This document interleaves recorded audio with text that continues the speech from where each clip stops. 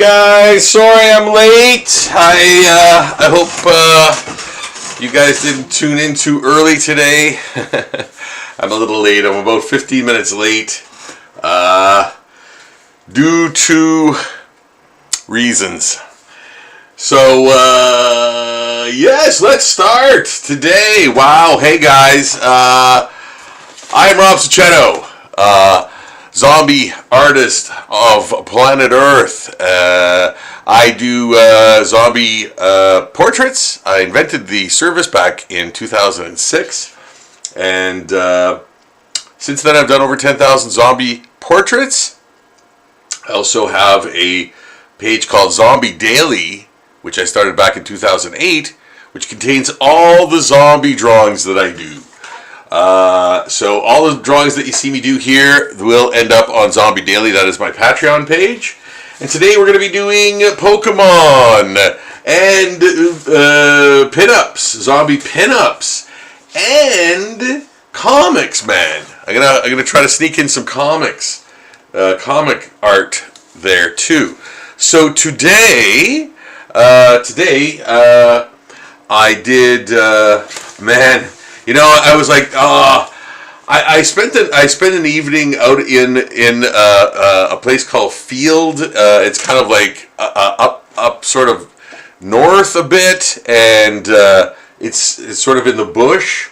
You know, I needed to kind of unwind and stuff. So a big shout out to my friends out there, Andrea, of course, Rob, and Jerry. It was great seeing you guys, and thanks so much for watching the show, for watching the live streams. I really appreciate that, as you well know, as I've said for sure, and thank you. So I was out there, and I left. I came home early, kind of thing, and wanted to get work done, but I was very wiped out.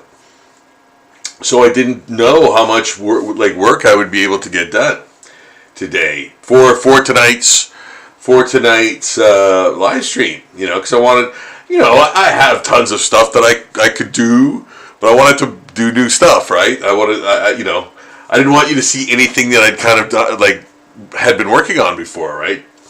So I did a bunch of work today, man. All of these Pokemon and pinups were sketched out today, so I'm pretty happy with the amount of stuff I got done today, despite being wiped out. And it was so muggy here today too. It's cooling off a little bit, but you can tell it's still muggy.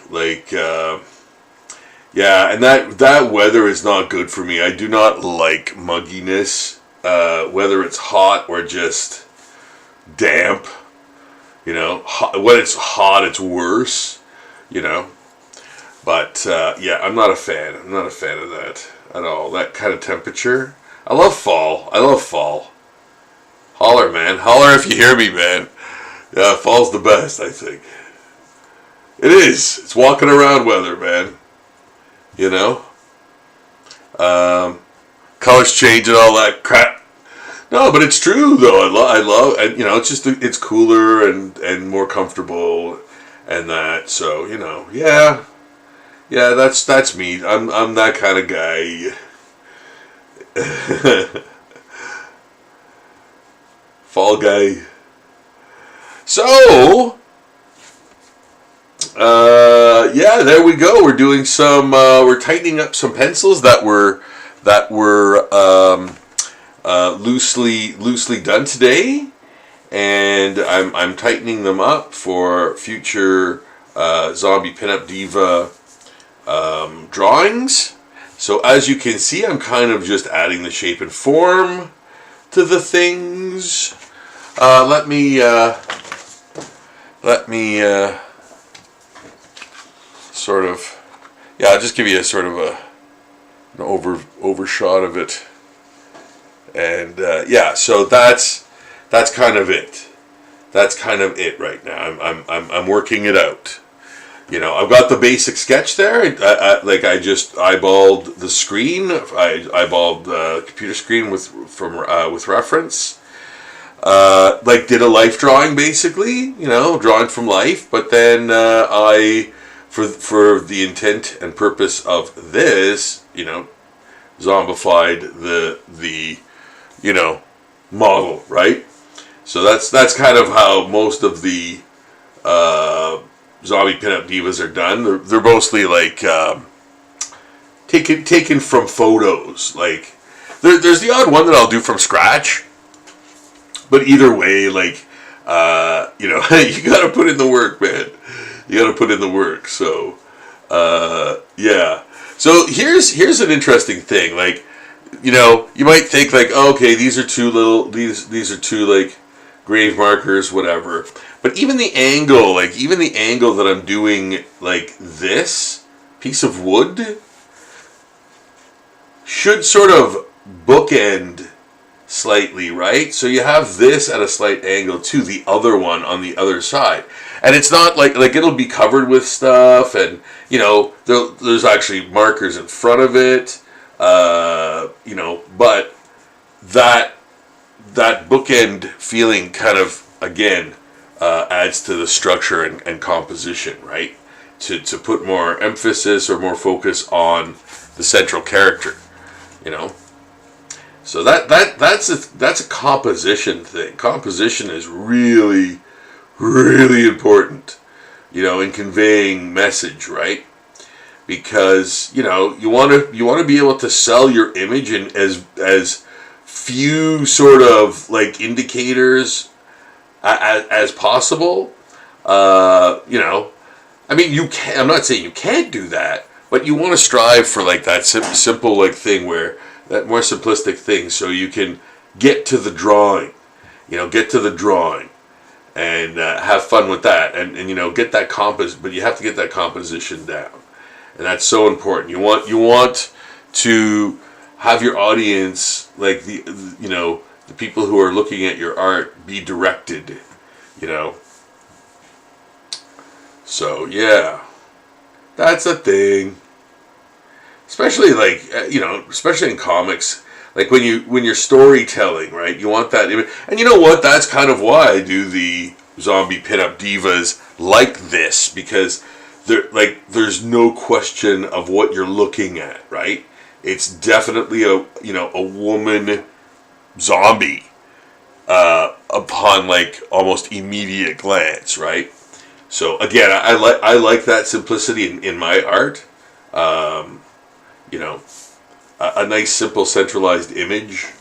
I almost think of these drawings as when I was a kid. Well, no, they still have them now, but like those Aurora model kits with the horror characters, and like you'd have the skeleton in the dungeon. It's just a skeleton, but it's a model, and it has a base and like a background and all that stuff. You know, so that's kind of what these are. That, you know, those kind of Frank Frazetta-ish one-shot type drawings. You know, that's the inspiration for this, obviously. Pin-up art, you know. But with added little flourishes of things, like either dystopian background or you know, trees or a graveyard or something. Even an amorphous blob in the background to sort of pop it off the page, you know. So yeah, those types of simple things to. I think the camera angle is a little better. You can actually see me do things, and I don't have to crack my wrist to do it, like, you know, to have you see what I'm doing. So yeah, I keep checking my 9 here because. You know, I want you to be able to see what I'm kind of doing, right? That's the point.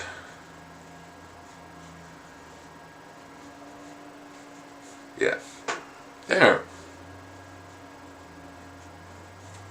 So yeah, putting some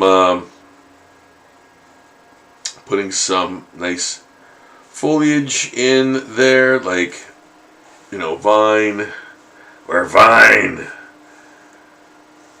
Putting a vine in there, right? Why not? That's kind of cool, you know. Yeah, adds to the, you know, eeriness. Right? Yeah, you kind of, this, like I said, this is the working out. This is the working out part. Working out part can almost extend to the inking, but you want to have things, you know, pretty much well in hand in terms of, you know, completion in order to ink. That looks like a thumb. That looks like a thumb or a finger. Yeah, yeah. That's funny. You know, I just make these up, right? Like, these just sort of, you know, are conjured haphazardly in my mind.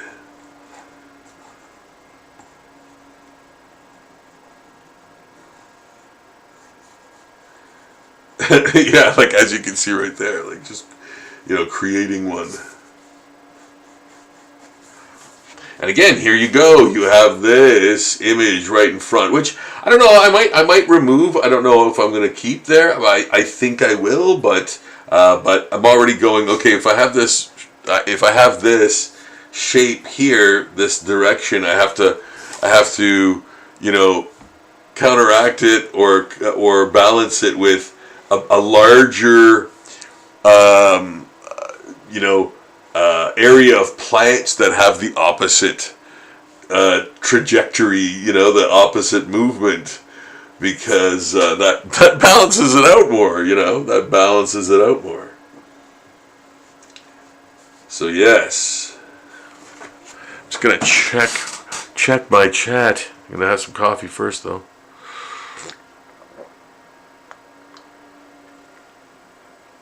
Oh dear, that's good. Okay. Check my chat.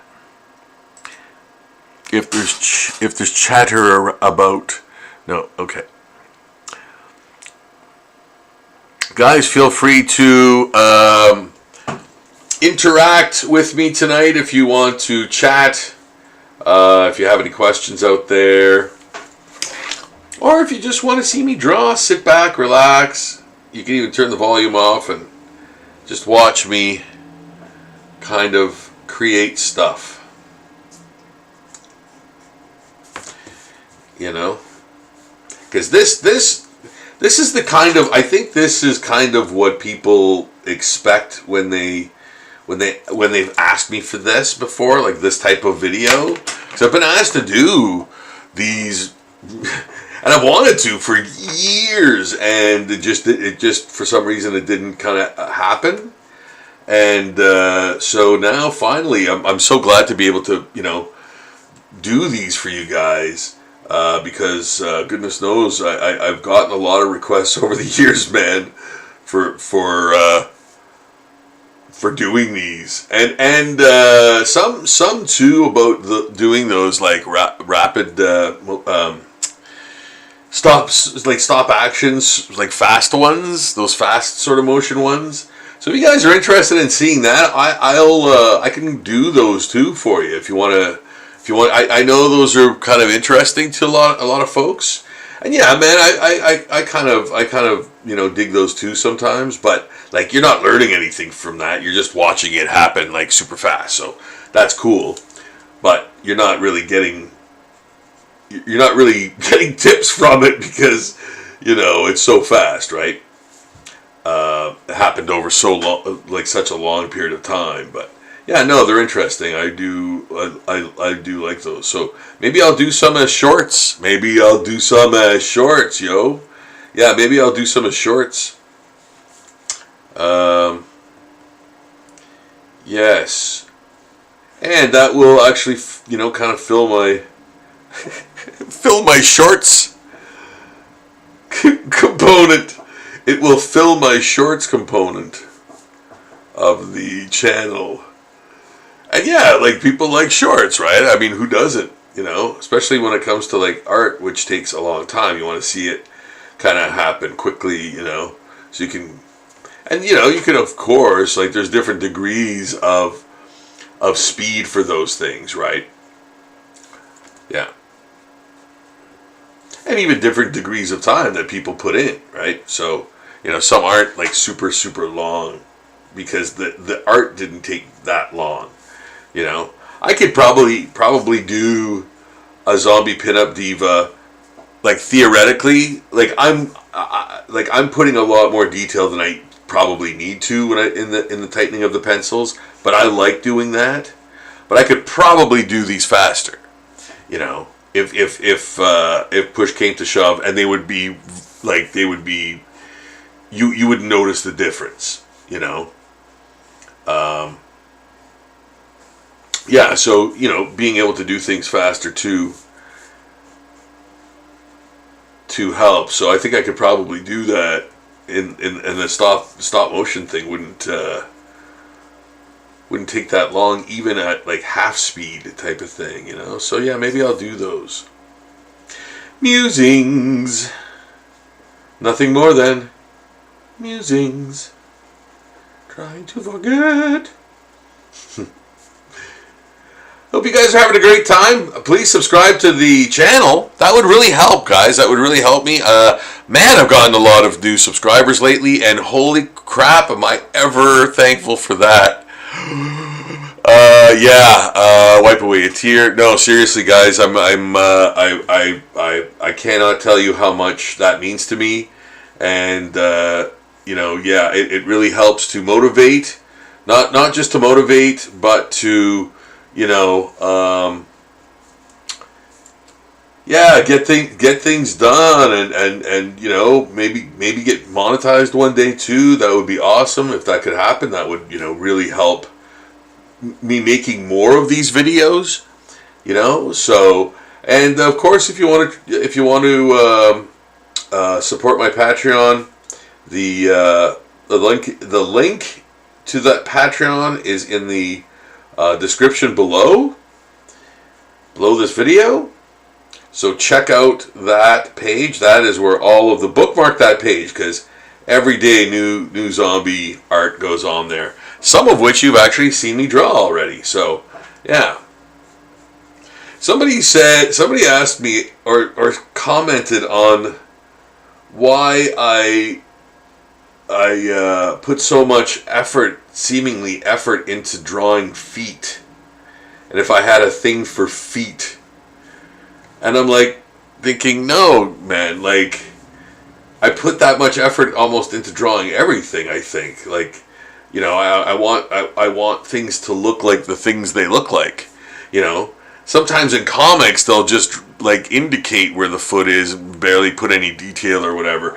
And I like to put in the details, So, yeah, I like to put in those details, and those things really, those details on something the size of a foot kind of maybe makes it look like I put more effort into it, but it's like, no, it's just the nature of the appendage.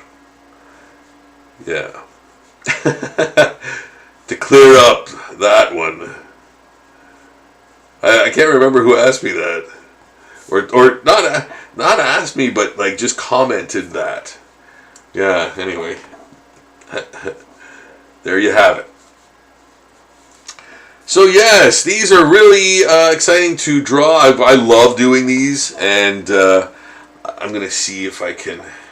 So we're hitting the 1100th zombie pinup diva on the page, on the Patreon page. This Halloween coming, so be sure to tune in for that one, guys. There'll be lots of festivities and things happening Halloween, and make the 1100th zombie pinup diva part of those festivities, and then check out all the other ones, while you're there, because Lord knows there's a lot. There'll be well over 4,000 by Halloween, like posts on there, but there'll be 1,100 zombie pinup divas. There's currently, I think, 1,070 maybe I want to say. So I got to do 30. I got to do 30 before Halloween. Yes. Won't you join me? Yeah. So yes, little things like the hand here, the way the arm bends, and the way the hand sort of lightly caresses that tree, just little subtle things like that, and like she's got that forlorn almost pose, right? So, and you know what? I actually like I like adding the ripped clothing. Adds another nice detail dimension, So I'm enjoying doing that. I don't know how you guys feel about that, or you like it. The thing is, man, there's so many zombie pinup divas like this. This will be a few out of the 1,000 that I'm kind of doing this with. And it is, like, art's always experimental, right? Art's always experimental. Like, if you look at the zombie pinup divas on the Patreon page, you'll notice actually an evolution, or just doing them different over the years. Yeah, because it's taken a couple of years to get 1,000 zombie pinup divas done. So, but yeah, the ones that are there, you can actually see. Yeah, I think I'm gonna keep this pestle, but I'm going to also create a pathway in the foliage to it, because it wasn't. I didn't plan on putting that in there. I didn't plan on putting this in there. I was just planning on keeping this, triangular at the bottom. But I kind of like this. I think it just adds a bit of weight and maybe a little bit more dimension. But I do have to create a pathway that is not noticeable from my original plan. Okay, to this new element that I added. So you have to make that look seamless, right? But I'm adding, enough foliage here to even hide some of the,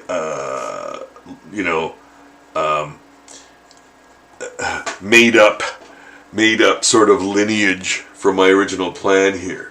I'm gonna hide some of that, Yeah. Again, that's what's nice about these. I can kind of just create them as I go too. Like as long as I have a basis, like as long as I have the model drawn, I just whip in that background like it's nothing, like just to create that shape of where it's going, and then I kind of fill it in, right? Like you see now, like you see me kind of doing now. I kind of just add more clarity to it as I continue, So yeah, I like vines. I like kind of drawing that kind of stuff. That that Barry Windsor Smith kind of garden, those garden drawings, those sort of like romantic garden drawings that he kind of does with the innumerable foliage. You can see every leaf. And he probably, I'm sure he does a bit of white like white out and stuff like that too, but man, a lot of them look, fully drawn and shaded and all that as well. So yeah, I kind of like that, right? I kind of like that. And even when I was in college, I loved that. I guess that's where I kind of like picked that up, that the love for that kind of style, that Barry Windsor Smith stuff from comics, Incidentally, he began the first Conan comic. The first Conan comic was his art, and subsequent issues after that, and then many other things after that as his career, as his art changed and his career changed. Man, his art changed from the very beginning. When you saw him, he had a very much Kirby style, and that softened up over the years, and he just became a completely different artist from that. So I love him. He's a great, he's a great inspiration for sure. Yeah, so check, feel free to check some of these artists out that I've been mentioning, guys, and, hopefully they inspire you too. Like the Brian Bollins and Neil Adams, John Byrne, Mike Mignola, and I will continue to, Gil Kane, Jack Kirby, John Romita, man, so many. So many. And that's, how you become influenced by other artists, for good or ill. Sometimes, it gets kind of goes too far. You got to peel that back a bit, not be too much like them. I've seen that happen before, And nobody does, like, most people kind of move on and create their own style, So yeah, man, and it just depends on how long it takes you to sort of develop that style. Your style always evolves, like it's always going to evolve. It should, don't resist that. It's good to evolve. If your art changes, that's a good thing,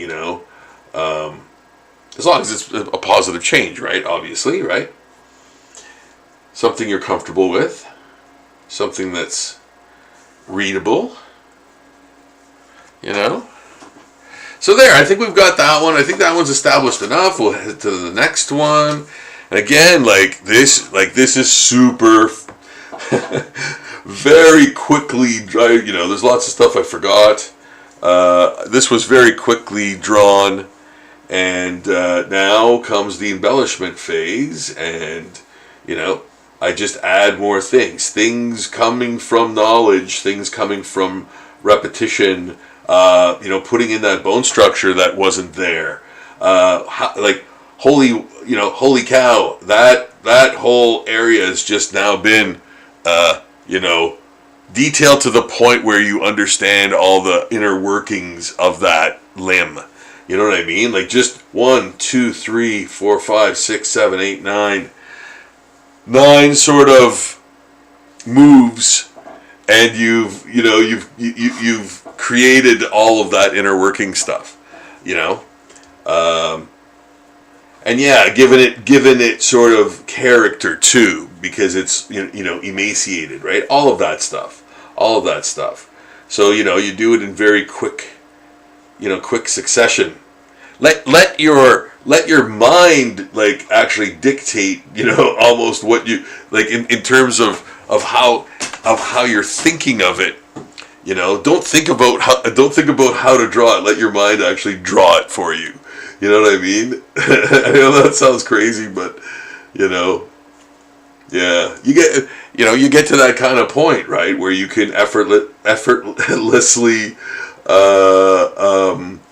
add dimension to things because you've done it for so many drawings, right? So the territory. And there's some things that I absolutely am good at doing that, and there's some things I am absolutely not. Absolutely not!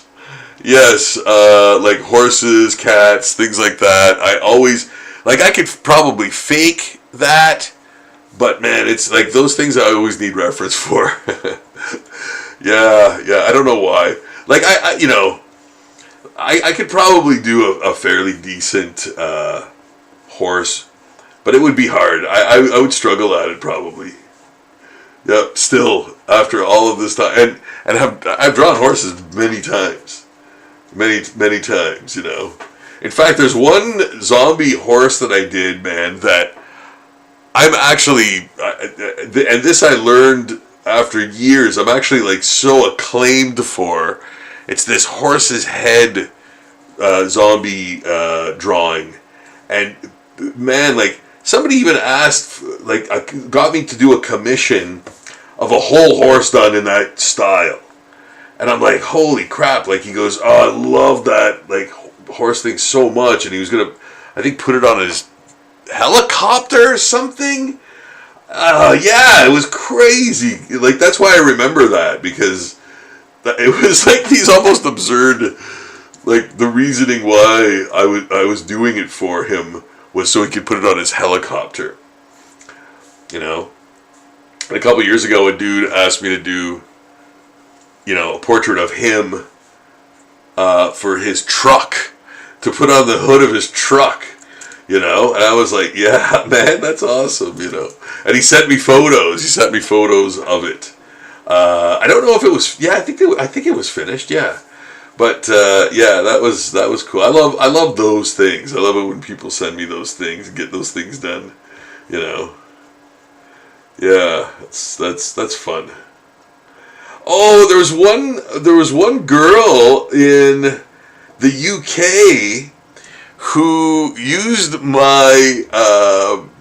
She asked permission, and she used my Plague Doctor, the black and white Plague Doctor drawing as goalie pads, like. Half of it was on one goalie pad, half of it was on the other. And she showed me pictures of how she did it and everything, and I was like, oh my god. So yeah, I think I must have posted that. If not, I have to post that as a bonus post. I for sure posted. I must have. I was so impressed with that. I was like blown away. Yeah, like just the fact that she chose that was awesome enough. But like showing me how she put it on there. Put the image on the goalie pads. Yeah, because she was part of this British girls hockey team, and I was like, those exist? That's awesome, man! Like, oh my goodness, you know, the world, the age we live in, you know, that just took me by surprise. Like, yeah, a UK girls hockey team, you know, wow. Yeah, it's so interesting, right? So, yeah, it's so neat. It's so neat when people kind of do that with my art, you know, tattoos and stuff too, and things of that nature. It's very cool. It's very cool, you know. Whoops. See, now that was working it out and not thinking what I was doing. Yeah. That rib cage does not go that way. It goes the other way. So there we go. I'm going to put some nice sort of interesting rips in the clothing, because again, that's a great, you know, kind of little dimension of detail where you can add more kind of detail and stuff, and do more things with the texture, you know. Do more things with the texture. You've already got a lot of the flesh showing, so why not add that little extra element of, you know, the fabric, you know, the drapery, so to speak. That's another, you know what, guys? That's another amazing way to do life drawing is doing drapery studies. Drapery studies are awesome. I highly recommend the drapery studies. And if you know what, if you wanna look at like how comic book guys interpret it, I think the best one for drapery study, kind of you know, that area, Wally Wood. Wally Wood was like a master of the drapery, like how clothes fit on people, like the shadows and how it hugged the form and all that stuff, like the simplification of that. And yeah, I think for a good, if you want one of the best drapery guys in comics or like, you know, illustrated fantasy or whatever you want to call it, Wally Wood's your man for that, man. Yeah.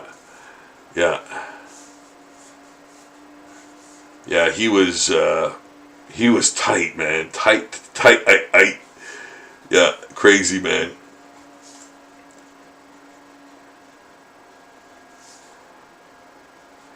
I have one of his books. I have one of his books. Which one do I have? I can't remember which one, but yeah, I have one of his books. It's one with a lot of illustrations in it. So yeah, that's why I got it. You know, there's a lot of print as well, which I have read. I think I've read that whole book actually. Yeah, when it's something I like, you know, it's cut up with pictures, I can read it.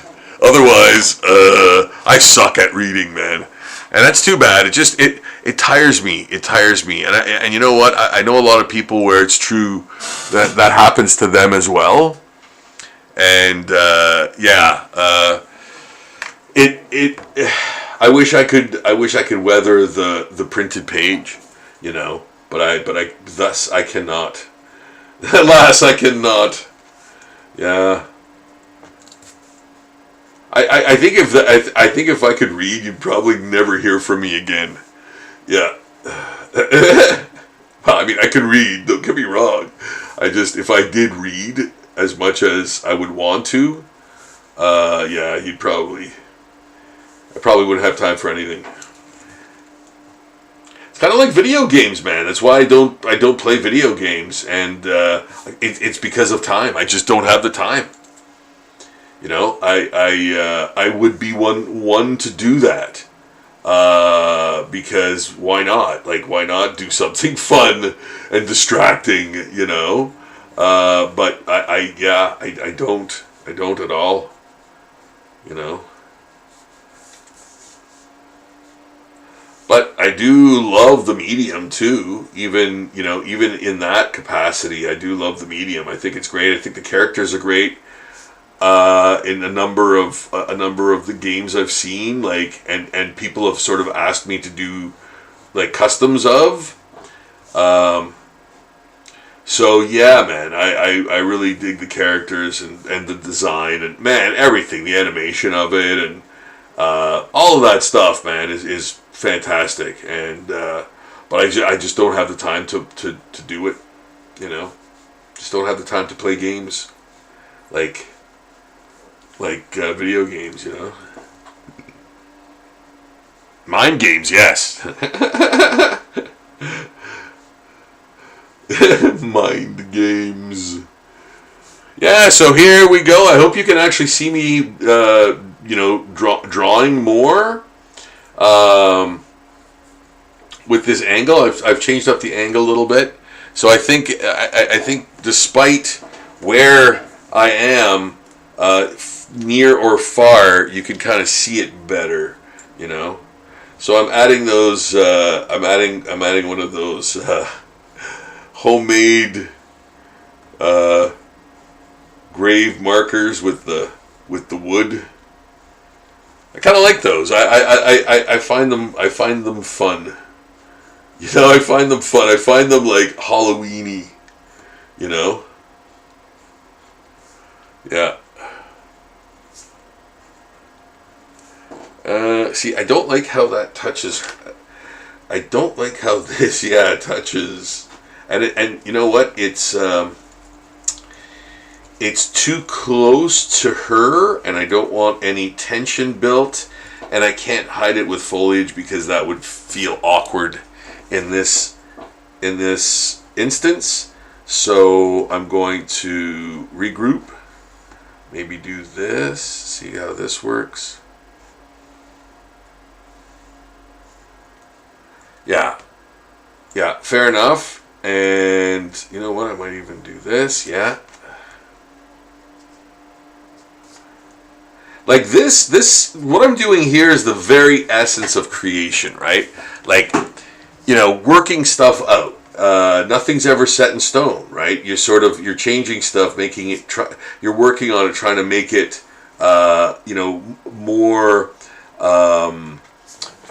visually capable, you know, and readable, you know. So those things are important to me, and so I kind of work on stuff to the point where, yeah, it's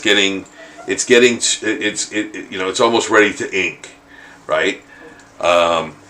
So yes, this is still awkward, but what I'm going to do is I'm going to add some foliage here, and that will break up the sort of tension in the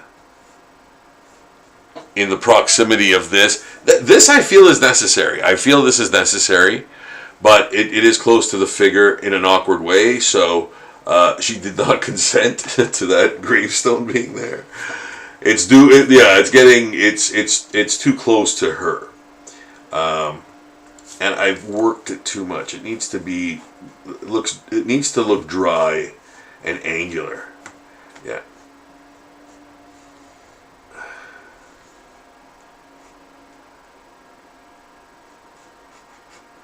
Yeah. There. In that vicinity, you know. So we're going to add some vines, and we're going to add some vines here as well into the trees that are going to be back here. Nice flowing mane for her hair. It's going to have dirt and grit and soil, and hey, you know what? Maybe even some grass and plants. Yeah. How about that? Some plants. Some leaves. Yeah, I like that. Yeah, adds to the sort of feral, zombie-ish, feel. Adding the bringing the foliage to the character, to the subject. Yeah. Instead of standing in it, she has it on her as well, So another grave marker here, and that other cross sort of one back there. Probably put some foliage on it, as well as this.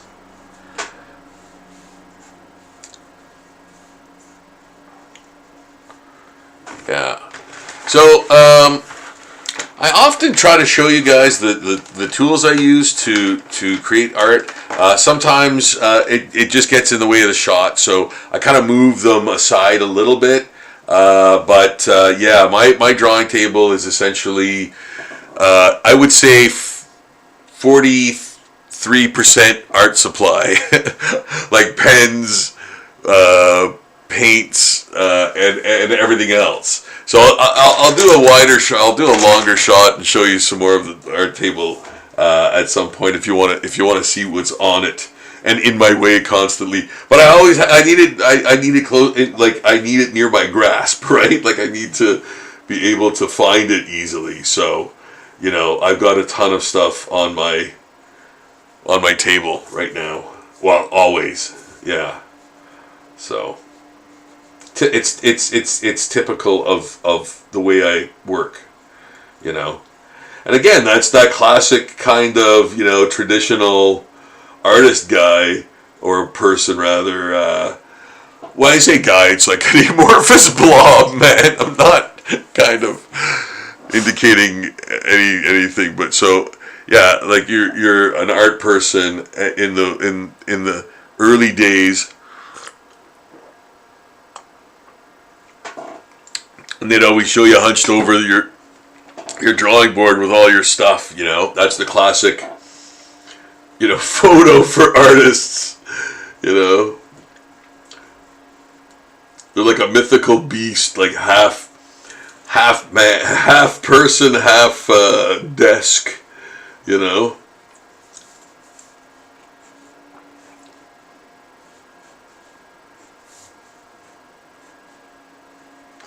Yeah, Jack Kirby put in so much time, man, as an artist. So, man, that you saw pictures of his desk, and it's all worn and crazy, man. That thing's got to be worth some money. Man. Yeah, the Kirby estate.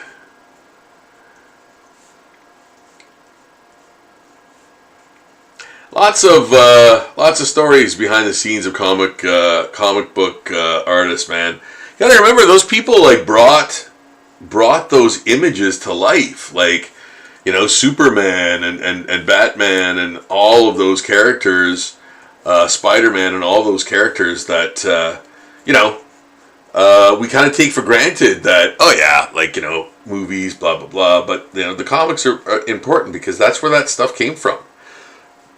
And when you think about it, like, where else would that come from? Like, and you could be saying, superheroes, I'm sick of that, but like, there's outside forces at work in most people's like or dislike of something. There are crappy movies, but a lot of people hear about them kind of first, which ruins that. I know there's so many like channels that pop up on my YouTube page that do like, and I would say straight up biased reviews. You know, I'm not saying that their points aren't correct. Some of their points aren't correct, but there's literally, you know, and on both sides of reviews, right? There's always like, you know, two sides to the discourse, you know, that is strongly opposed to each other because there's no such thing as gray, you know. So yeah, a lot of the, you know, goodness of movies and the trailers too kind of ruin stuff for people as well, right? But yes, there have been, you know, pretty lackluster films as of late, the last like few years, and yeah, there's easy fixes for them. There really is, but you know, there's a point where I don't really care to complain about stuff like that. To me, it's like, if I don't like it, I just tune out of it. Like, I just don't watch it anymore. Like, if I don't like something, even if I do like something, it's hard for me to even have a chance to watch it. You know what I mean? So, like, if you're not entertaining me, or your the cut of your whole jib seems phony to me, I'm just not going to watch it. I'm not going to watch your thing. You know?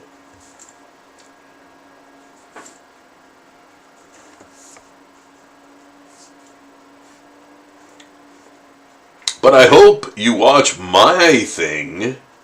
I'm on every other day, guys. So if you want to come check me out on live streams and see what else I'm doing, yeah, come and check me out every other night. That's what I'm striving for. I'm hoping to kind of keep that pace up. So, you know, tune in, man. Come check me out and see what I'm doing next and see what's going to be on. Oops. Now I'm way out of line. Yeah, I knew that. See what's coming up next on Zombie Daily. Here I am doing a new Zombie Pinup Diva for y'all. For you guys. And I'm enjoying doing this. I think this one is kind of, you know, for the most part done in terms of inking readiness. I think I've got enough, you know, detail and stuff going on. Oh yeah, much more than I think I even need. But I do it anyway. So now, how about we get to some Pokemon? Pokemon engines. Yes, I don't know the names. I'm sorry. These I did so fast today that I did not. Yeah, I can't remember what they are. I can't remember their names, but I'm doing these guys today. What? Another 1, 2, 3, 4. Wow. 5. Oh my goodness. Okay, so I'm even surprised myself. It's my birthday. No, it's not my birthday, but yeah, that's crazy. Okay, I did 5. All right, today. And then the zombie pinups, man. I did 3. Wow. Okay, that's great. Huh. Right on. Yeah. So we're gonna be embellishing these, getting these ready for the first wash. And I'm gonna again gnarl a lot of stuff. I remember what these look like because they're fresh in my mind. I just did them today. So yeah, that really helps too. The confidence in what it is. Like, you know, this could have theoretically been a robot Pokemon. You know, underneath its shell. You know, unless you kind of, you know, do a bit of research on what it is, right? So that's what I kind of do. I kind of do that for the Pokemon. And I kind of have to because I'm colorblind, and some of the colors are very, very difficult to see. But I'm literally picking up a pattern on the Pokemon, the way the Pokemon are colored. So I'm starting to recognize shapes and patterns again, and know what the color is, despite it being like not right in my eyes, type of thing. So yeah, but I have to kind of go and see what colors they are before I do them, and in doing that, I usually do a little bit of research. Like, I'll just read like the first paragraph of their, you know, wiki kind of thing, right? I think it's Bulbapedia or Bulbapedia or something, or I can't remember the name of the website, but that's where I get the information from. It's kind of like, you know, a Pokemon info thing. Yeah. Stats. So this, yeah, so what I'm doing is just zombifying this spider character. And again, the nice cool thing about, you know, doing zombie things, anything could be a zombie. So like a spider Pokemon can be a zombie, right? And that's why for me it's like a forever thing. There's no end to what you can zombify, and in what state it's zombified, and how it became a zombie. All of those things are different. All of those things, you know, it could be toxic waste, it could be some kind of meteorite from outer space, it could be like radiation, or a combination of things, like a chemical that is hit by lightning in a graveyard. Man, the list goes on and on. So there's so many different ways, you know, that zombie can be made, and therefore different like looks, right? Like different signature looks. Like maybe a toxic waste zombie's got like more bubbly skin and is more melting and all that kind of stuff. So yeah, like it's almost endless. Like it, you know.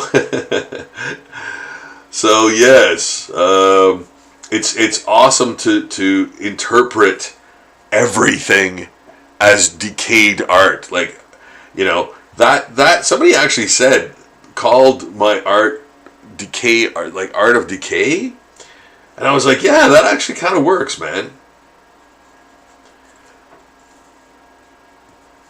Because that's kind of what it is. I've done that for like a lot of different things too, you know,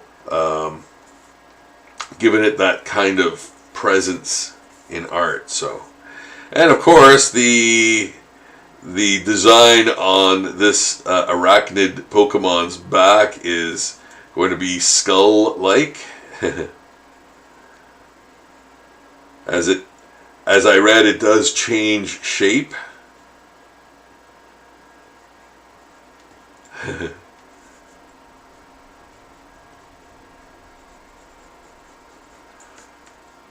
Doing these kinds of little things, right, to, you know, add to the zombification of the character, you know.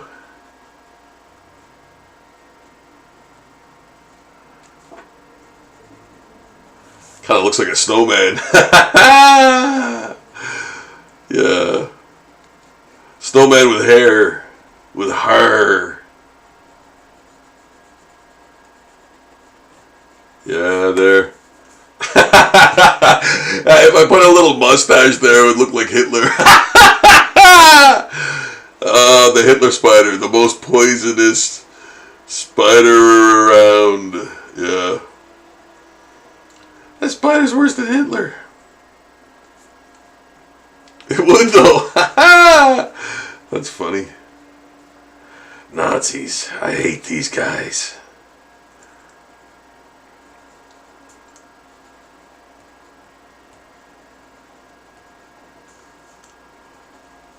Yeah, adding some dimension and texture as I'm sort of filling in what appears to be a sort of a face in the pattern of the spider. Do I like it? I don't know. Am I going to change it? I don't know. This is the working out phase. Do I want to keep that sort of goofiness looking thing? It does look like a pumpkin almost. Or do I change it to look more evil and I don't know. Let me see.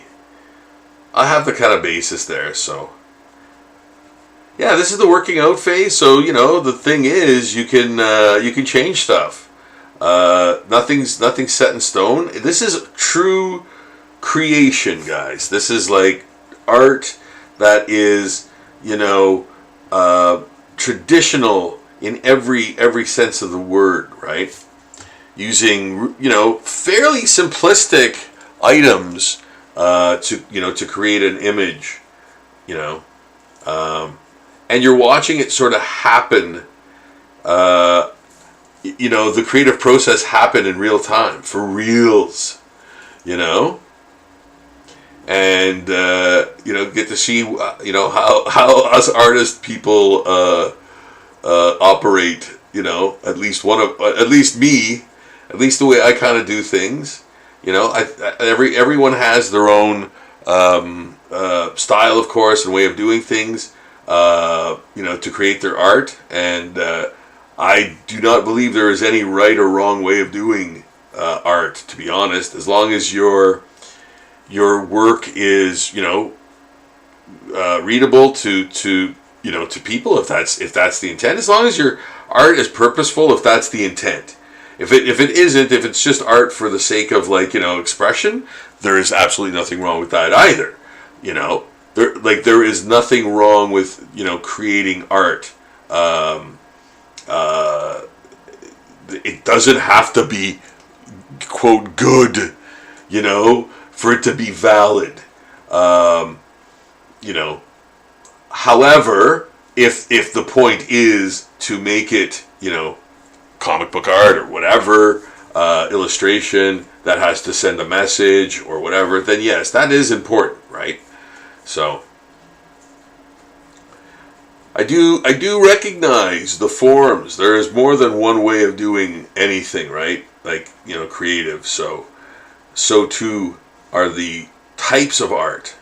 So I'm also adding, like, sort of spiky protrusions, you know, maybe with hair, like just that really arachnidish kind of limb, you know.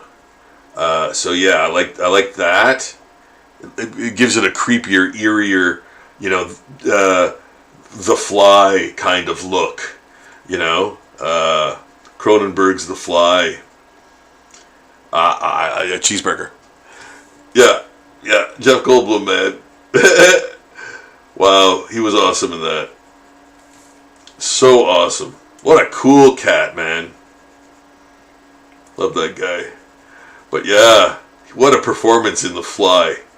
And man, if you haven't seen that, if you're watching right now and you haven't seen David Cronenberg's The Fly with Jeff Goldblum. Oh.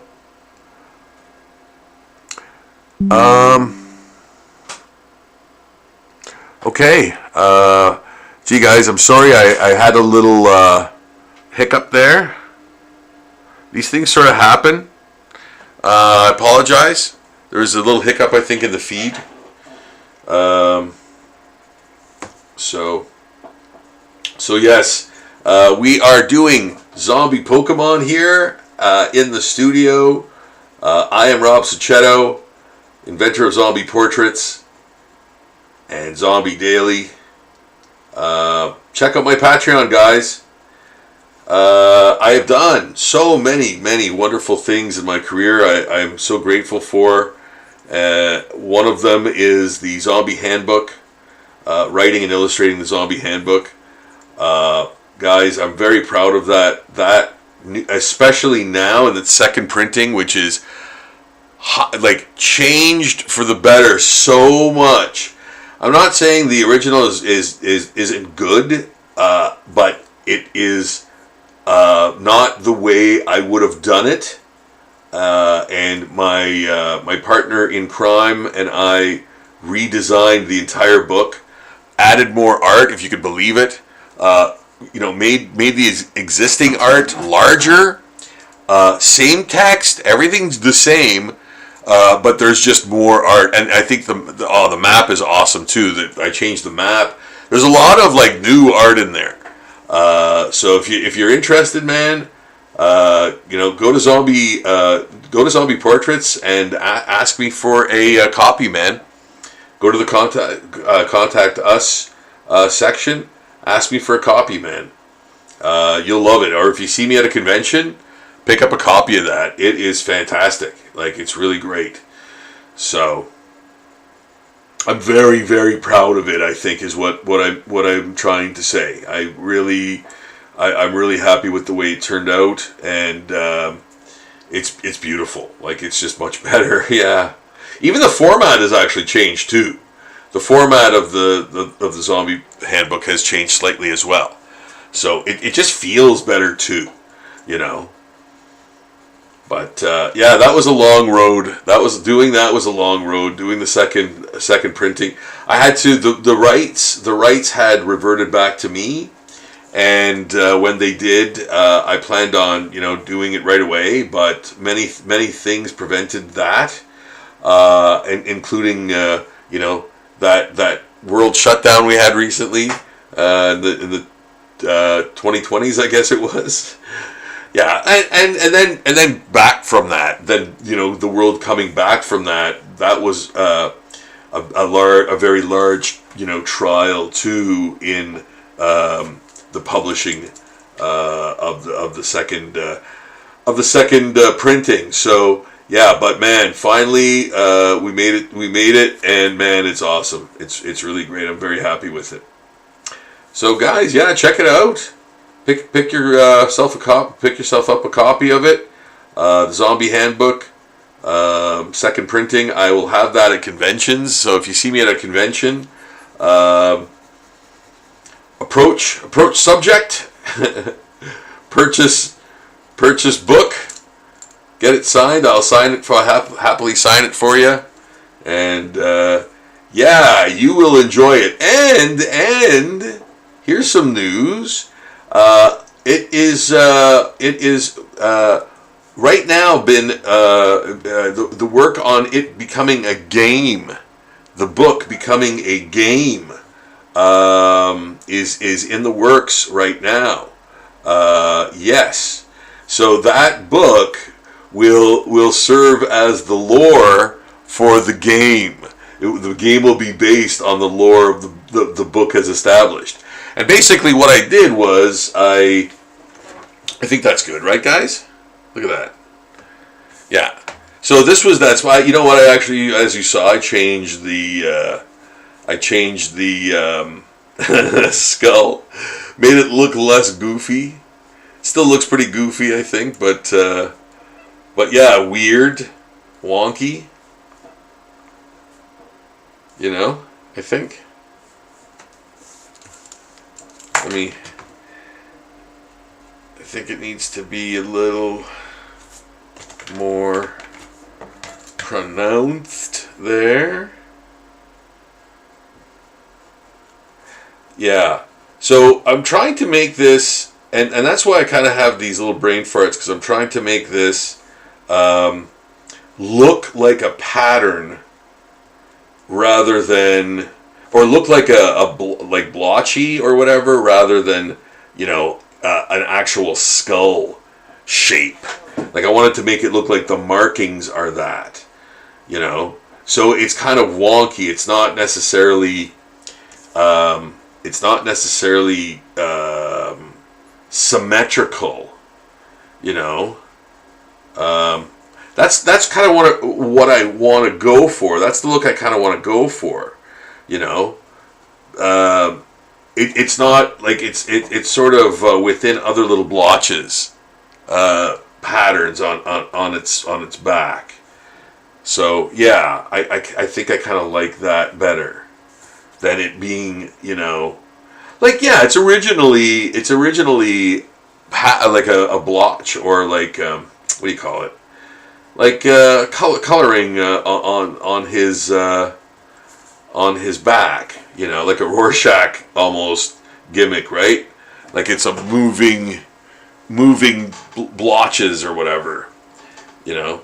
And this one just happened to sort of stop at kind of a skull, but it's still blotchy, you know.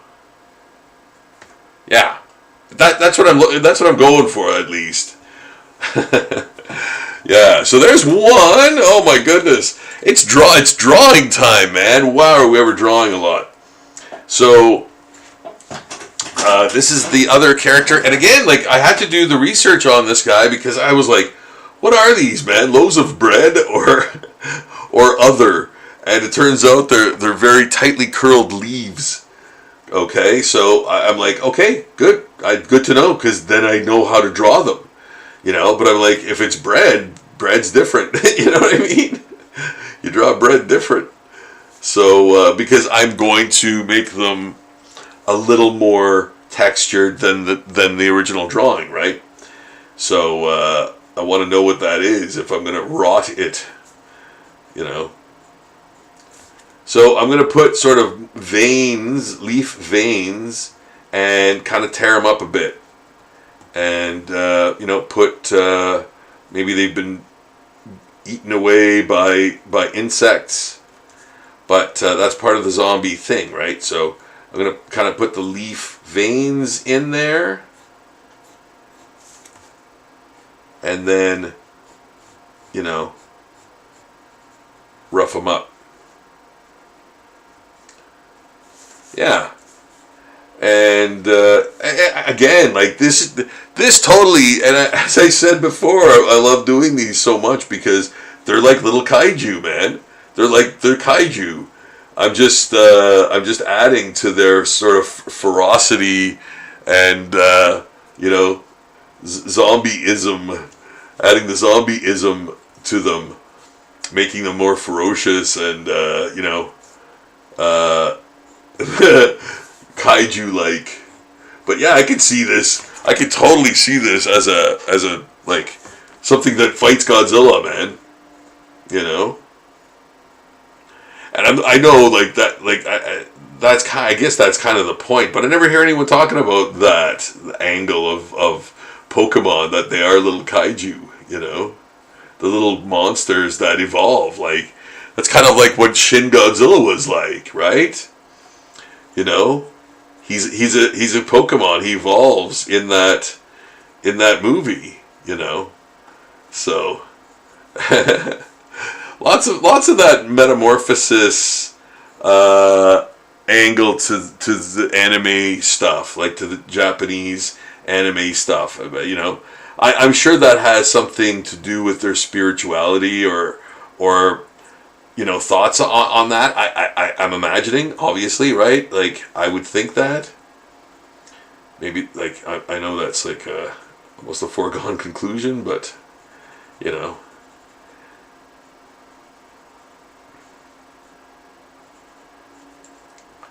As does most cultures, right? They kind of they put their beliefs into their entertainment, kind of thing, which is, you know, gotta write what you know, man. Gotta write what you know. And two, it's relatable to people who follow those beliefs too, right? So, you know.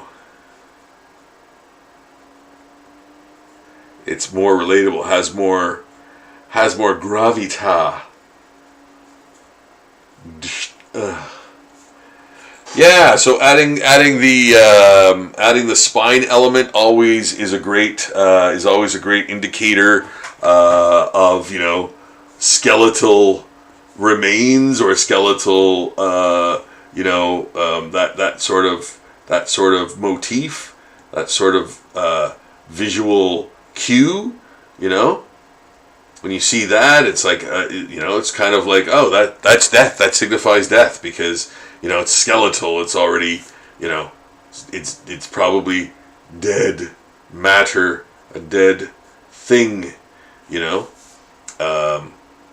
Is that recognizable element?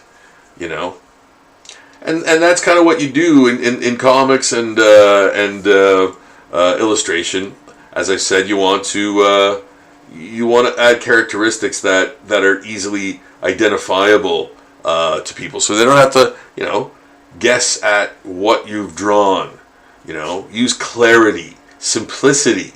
And of course, I took these toes, single toenails or whatever the hell the creature has there.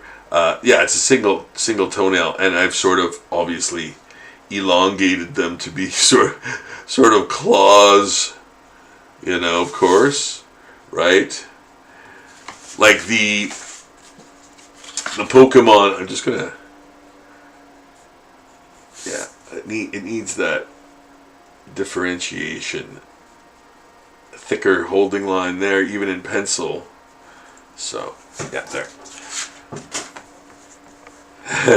Spider-Man. So yes, Pokemons. I enjoy them. I do. I love. You know what? Yeah, man. And I'll have a new total for you guys for the Pokemon series, the Zombie Pokemon series, because I just added, I think, 5 more to the series. So I think we're at 230, maybe, like 230 zombie Pokemon. Yeah, and I don't count them until they're done. So that's not obviously counting all these new ones and some of the ones that I started already. Like these are intended to be done at finished off at RuonCon this weekend, and I plan to kind of work on them there as kind of stuff that I'm doing, so people can kind of see my art being created, right? Like you guys are right now. So I'm going to bring these to RuonCon. Check that out. I'm really looking forward to that. And that's happening this weekend, of course, in Ruon, Naranda.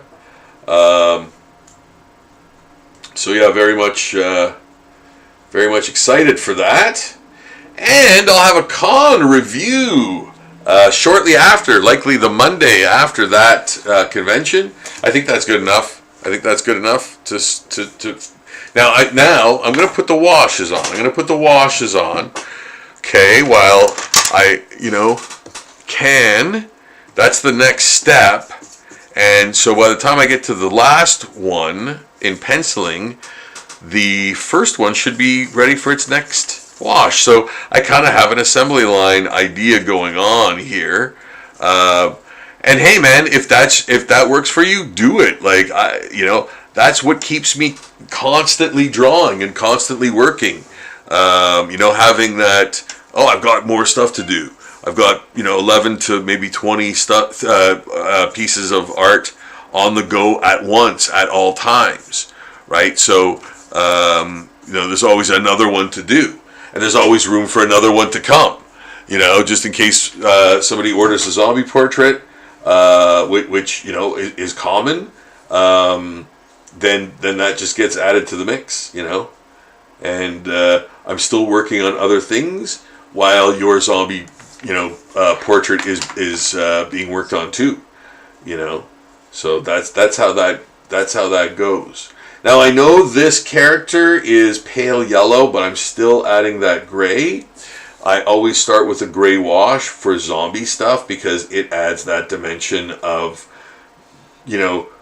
drabness and wear and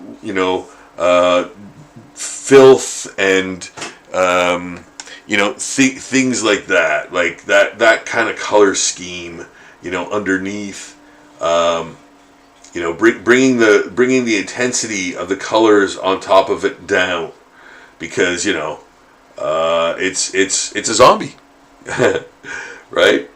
So I always add the gray wash first, and then the toe things here are probably going to stay that color. I might add some brown and to dirty them up and things, other colors, but that's going to be their base color. It's just adding on top of this with the yellow, the pale yellow after, will bring that intensity down. And I want the intensity on zombie drawings to be down rather than up, because they're dirty, they're from the earth, right? They're and even if they're not, like, they're still like, man, you'd be running around looking for flesh and eating people. 2 days you're gonna be filthy, man. You're gonna be covered in blood and dried blood, and you probably fell down a couple hundred times too in chasing people. Like, so you're gonna be gross. You're gonna be like a filthy zombie. Filthy creature. So yes, hence that underlying gray color.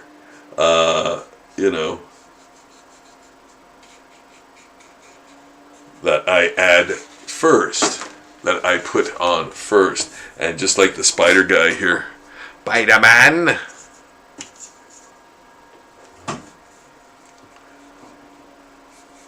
adding and he's green, I think. He's green, and he's got yellow arms with the black stripes. So, I'm doing gray on top of all of that again to bring the intensity of those colors that are going to be put on there down, so that they're not so bright. That's for other arts. But yeah, it's true. Like, you use a certain style for a certain subject. At least that's how I kind of perceive it. I think a lot of artists do. That say if Jim Lee was doing a horror comic or horror story for an anthology or something, like, he'd probably incorporate a grittier style atop his style, to make it seem more dour and or scary, or like evoke those emotions, depending on what the story is, of course. But he'd probably change his style slightly to fit that atmosphere, right? So who knows? You might see like Jim Lee pulling a Bernie Wrightson kind of thing, like adding that dimension to his style. That'd be interesting. Seeing that mashup, So there we got the spider guy. So those washes are drying right now. So I go to the next Pokemon and draw him. And again, I love this one because, lots to work with, man. And a larger page. This one I did on a larger page. The spider one I did on a smaller page because, resources. And speaking of which, guys, if you want to help support my Patreon Zombie Daily page, just click the link in the description below. That is where all the zombie art goes. Your help in the whole procedure. It helps me get art supplies. Your donation, your help, your support goes to more art supplies to create more art. Excuse me, for this page and for the Zombie Daily page rather, and this page as well, because you're watching me do the art, right? You're actually watching the process. For you process junkies out there, I hear that there are many process junkies out there who really like the, watching how the stuff is done. And I saw something the other day that somebody said that showing the process takes away the magic, and it's like, I don't know, I don't think so. I really don't. Like it's like you're showing the magic trick, and it's like, I don't perceive doing this like that. Yeah, I don't know where I heard that, or I don't know who said that, but I heard it on some show I was watching, and I was like, that's interesting. And it was specifically, speaking about art, an artist shouldn't show how they do their stuff, and I'm like, wow, that seems like a very archaic thought process. So I know he doesn't have nails, he sort of just has globby points. So I'm going to add like fingers more, because they're sort of skinnier and spindlier. And then I'm going to add that sort of bony look in there with the forearm bones, It's totally wrong, but it doesn't matter because it's a visual cue, right? Like, I don't know what's under his flesh, man. I'm just making it up. But it's kind of an educated guess, and a visual cue, so that that he's now a zombie, yeah, like little things like that. Yeah, adding those little things, holes, and then maybe like a giant neck vein. Neck vein. That's that's the name of the. I was like, man, I came up with a metal band name in the live stream the other day, and it's like neck vein, man. Yeah, if there already isn't a neck vein out there, there's gotta be a neck vein as a metal punk band. Hello, everybody, with neck vein. Oh, you know what? I think that's part of a fin. Yeah, so that's going to be red. Those fin things are red. Yes.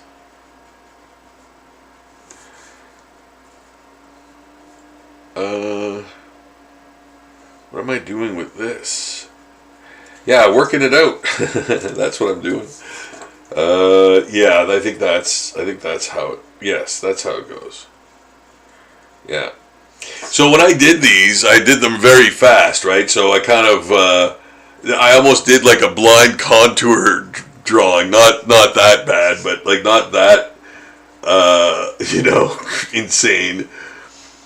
But to a point where, I wasn't really indicating dimension of things. I was just kind of getting the outline or whatever done. So yeah, embellishing them now, sometimes with such little information that you've given yourself, you have to kind of extrapolate your own lines and go like, what did I mean there, So again, sometimes that happens with me, the way I do kind of stuff, man. And again, like, all of those little things make it so original. Like, that's why I keep going back to AI and going, like, AI could never reproduce that. It can't. It can't do that, Like, those little hesitations in the line, maybe. Those small, like, imperceptible zigzags or dots and dashes and like completely spontaneous things. Like, it just can't do that, right? It doesn't matter how intelligent it gets, it will never be able to reproduce an artist's way of doing things. Like, all it will be is a copy of that,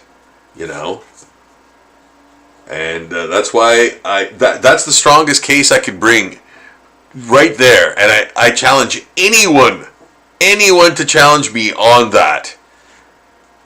And you know what? Here, let me help you. If you hit me up with the, oh well, you know, all art is derivative of something. It's like not on that a molecular level, you know. Like there could be a million guys that do exactly what I do, and we're all going to be different, you know. That's just the way it is. You know, you can't reproduce something to that level, you know. So that's why I believe original art will always, you know, be. I think original art will be very valuable very soon because there just won't be any of it made. I don't know anybody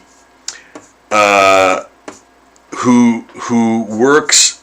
Like, I'm not saying there aren't at all, but I don't know a lot of people who draw like I do in terms of my process.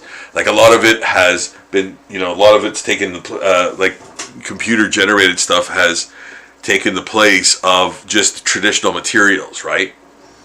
So yeah, and again, there's nothing wrong with that. I got no problem with it. Like my work will always be different, even just because of the method, right? Just like anyone who does traditional art or keeps it up, you know, keeps up that kind of style, you know, and method.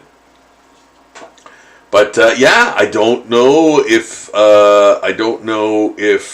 it can last forever because I don't think the majority of people care. Well, I mean that's kind of obvious, right? The majority of people don't care about kind of anything. You know, not enough to do much change, right? So, you know, if it's fast and cheap, who cares, right? So, yeah, that's why I feel like, you know, this prestigious way, creative way, traditional way of doing things, you know, will be a luxury, you know, luxury to some people.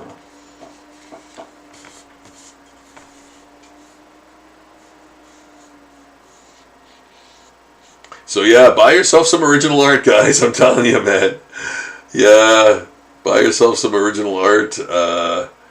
You'll be glad you did. You'll be glad you did. If you want an original of anything that you see, hit me up on Zombie Portraits in the Contact Us section. You'll be talking directly to me, and yeah, I can set you up with either your own custom or any one of the pieces that you've seen me draw, or any of the pieces that you see. Like, not everything is available, you know, but you know, if you have your heart set on any of the art, hit me up. Let me know. We can negotiate. You know, yeah. But I believe original traditional art will be a thing of the past, and only the wealthy will have it stored away in nimbins or giant bins. What do you call those? What do you call those things? Those train cars. I always forget the name of those guys. But yeah. Storage units. Yeah, just storage units. Pretty much. We have it. We have your art. There we go. How about that? How about that? I like that. I think that's good. I think that's good. So a third one is on its way now for these two guys. Oh, they're kind of, I guess, the same in the same evolutionary. They're the same thing, but just in different steps. Okay, so that's cool. I really like these. So that's cool. Evolution. That's cool. Yeah. Yes. Doing these guys as zombies. I actually kind of like this little fish dude. Making him really kind of cute and evil at the same time. But yeah, maybe he's a demonic zombie. He's got like upside down crosses in his eyes, man. He's a deadite. That's how he turned zombie. That's another, like, the deadites are another like offshoot of zombie, man. They're like possessed dead flesh. So they are basically, you know, a zombie of a demon, right? So that too qualifies as zombie, and I actually add that in the book, in the zombie handbook. I explain their relevance in zombie lore. So when you see the zombie handbook, when you read the zombie handbook, basically it's a distillation of all the zombie lore that's out there, like from movies and books and comics and all that stuff. So I try to take that and explain how it's all relevant and all exists and all of that stuff, and show you the different zombies, you know, and how to deal with them, and you know how to save yourself too, like making maps of your region. I used to literally do that when I was a kid. I'd make maps of my area, and like, you know, we'd be all like, you know, patrolling the area and stuff. Yeah, man, total nerd. That's nerd shit. Yeah, that was nerd stuff, man. But yeah, so you know, I literally drew a map like that in the zombie handbook too. So it's kind of fun seeing that kind of stuff, right? It's very sort of like authentic in terms of like, hey, this is probably going to work if we employ these methods. We'll actually be saved from this apocalypse, you know. So you know, where to go, what's the best place to hide out in, and like all of those little details, right? So here's this guy, and I'm just talking and riffing on the shape of him, and you know, making these sort of tendrils all like a tube that's been sucked in, you know, giving it that form, texture, and it's going to have a little red mouth here, and yeah, so the eyes are going to be buggy more, and you can sort of see like skeletal shapes within him, and he's kind of spiky, and yeah, zombie. So there, that's it. That's him. He's done. It's ready to go to inks, I think. But I will do the. I think he's blue. He's got yellow, but he's mostly blue. But anyway, I will give him a total gray wash, of course. And guys, if you want to check out almost 4,000, well, hey man, maybe when you see this video it'll be over that. But Zombie Daily on my Patreon page, or my Zombie Daily Patreon page, however you want to look at it, you should look at it, because it's got almost 4,000 posts and counting. Every day I post a new zombie drawing on it, zombie drawing or painting, like the ones I do here. And that is every single day, guys. You'll see something new on that page, zombie art related, and I often put bonus posts on there too. So check those out by typing bonus into the search bar there on the Patreon. So to get to the Patreon, click the link in the description below, and you'll be transported to a world of nothing but zombies of all kinds across pop culture and beyond. Yeah. So here's another Pokemon. This is the last one, I think. This is the last one. I am putting the gray wash on. I'm going to try to get these all colored and ready to be inked by the time I go to Rouen Con this weekend in Rouen, Noranda, so I can work on them at my table if it gets slow. And I hope it doesn't, but I'll be drawing them anyway, just to show, you know, folks that I am the artist behind the drawings that they see on my table. And if you're an artist who does conventions, that is a very, very, very good routine to get into. Do your art at your table, if you can, if your art style can be done. But you know what? Even if not, bring a sketchbook and draw. You know, you're an artist, man. Draw from life or draw anything, and just show the people that you're artistic and the things that you've done at your table or booth are from you. You know, so I highly recommend that as a thing, and it also engages the public too. They want to know about what you're drawing. They want to watch you draw. Now, there's so many benefits. There's so many benefits to doing work while you're at your con. Doing your work while you're at a con. Yeah, I highly recommend doing that. I do it all the time. I think ever since I first started doing conventions, I was doing that. I think I had enough foresight, the first one, to do it, because I think one of the first ones I did was Fan Expo in Toronto, and it was busy all day, so I don't think I got any actual work done, but that was fine because I was selling zombie handbooks left, right, and center. It was chaotic, but wonderful. Electricity was in the air, you know? So, yeah. So here we go with another Pokemon. And, man, I'm really digging doing this series. I'm really digging it. I'm going to put another... This one's, again, pretty much done. The inking will add more, but I think for now it's good enough to... It's good enough to add the gray wash to. Yeah, like, I mean, you know, a lot of the work will go in with the inking for sure. For sure. And there will be a lot identified too with the different colors as well. So I'll be adding the colors soon. I wonder if that first one's dry yet. I'm not sure, but I'll check.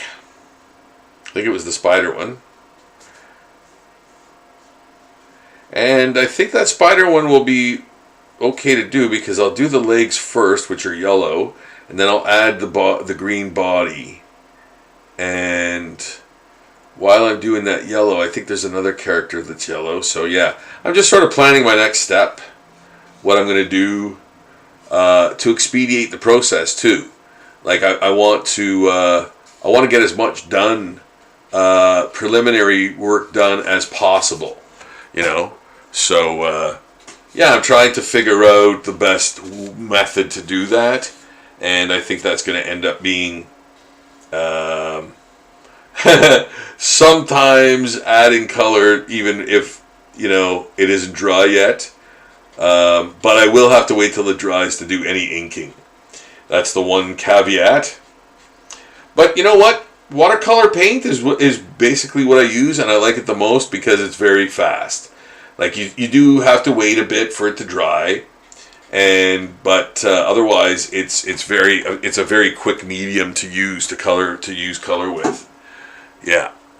So I'm gonna put that over here because, man, the studio's packing up with lots of art, man. I was a busy boy today somehow. Yeah, I barely remember that. I was so wiped out, you know. So is the spider dry? No, the spider's not even nearly dry. But what I'm going to do, I think I can put the next wash on. That would be the legs. Yeah, so yellow. And I could be sloppy about it because I'll put the green on top of that and the black on top of that. So I could be a little bit haphazard, you know, with the way I add color to the legs. I don't have to really worry about, you know, overlapping onto anything else because it will be covered by the next wash, you know. And again, those are things that you sort of acquire timing wise and your medium, like knowing your medium.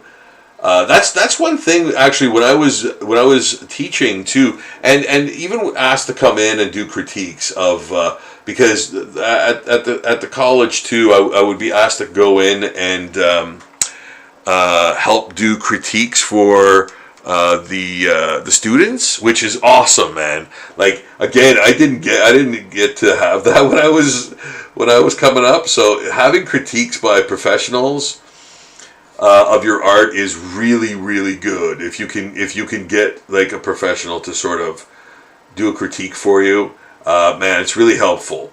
It is really helpful, and I'll be doing, I think, some of those coming up, portfolio critiques for folks who want that. So yeah, I'm looking forward to doing that. I have a few on my channel. Actually in the videos section of this channel. So if you want to check that out, there's a few portfolio reviews there. If you want to see what the cut of my jib is and how I critique or do assessments of portfolios. So if you want to check that out, that is on the channel. Now this guy is pale yellow, and once again, it's Cypress Hill. Once again, this is a pale yellow, so I am going to add that right at top. Everything, because the next color is a darker green, which again, like nothing's going to be pure anything, but you know, the green will cover the yellow anywhere I overlap it. Except for, you know, obviously I'm not going to do the gray part, the toenail spike thing. I'm going to leave that because that is gray. But all the other parts I'm going to basically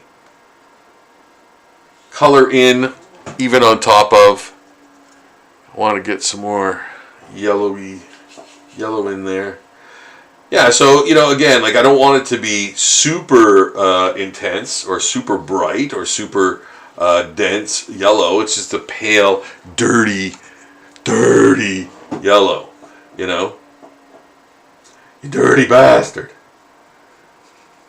So, yeah, I'm covering up that. I thought, another thing too is like, I thought these were like joints or something, or like cigars, or I don't know. Like, I didn't know what they were, man. But they're green. They're green, right? So like, are they bread? Are they like, I didn't know what they were. Yeah. So I had to figure that out. Yeah.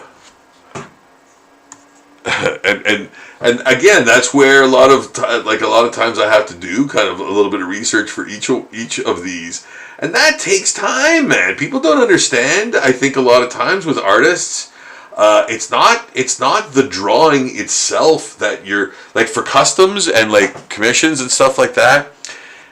This is really valuable information for, I think, everybody, for folks. A lot of times it's not just the finished drawing you're paying for. It's the process in order to get to that.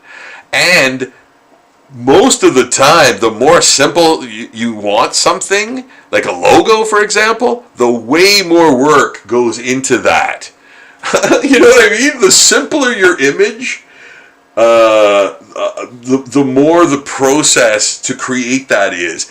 And I am not kidding, man. This is not like it's an artist's secret that they tell you that the finished product is not what you're paying for. It's the process. But no, that is the truth.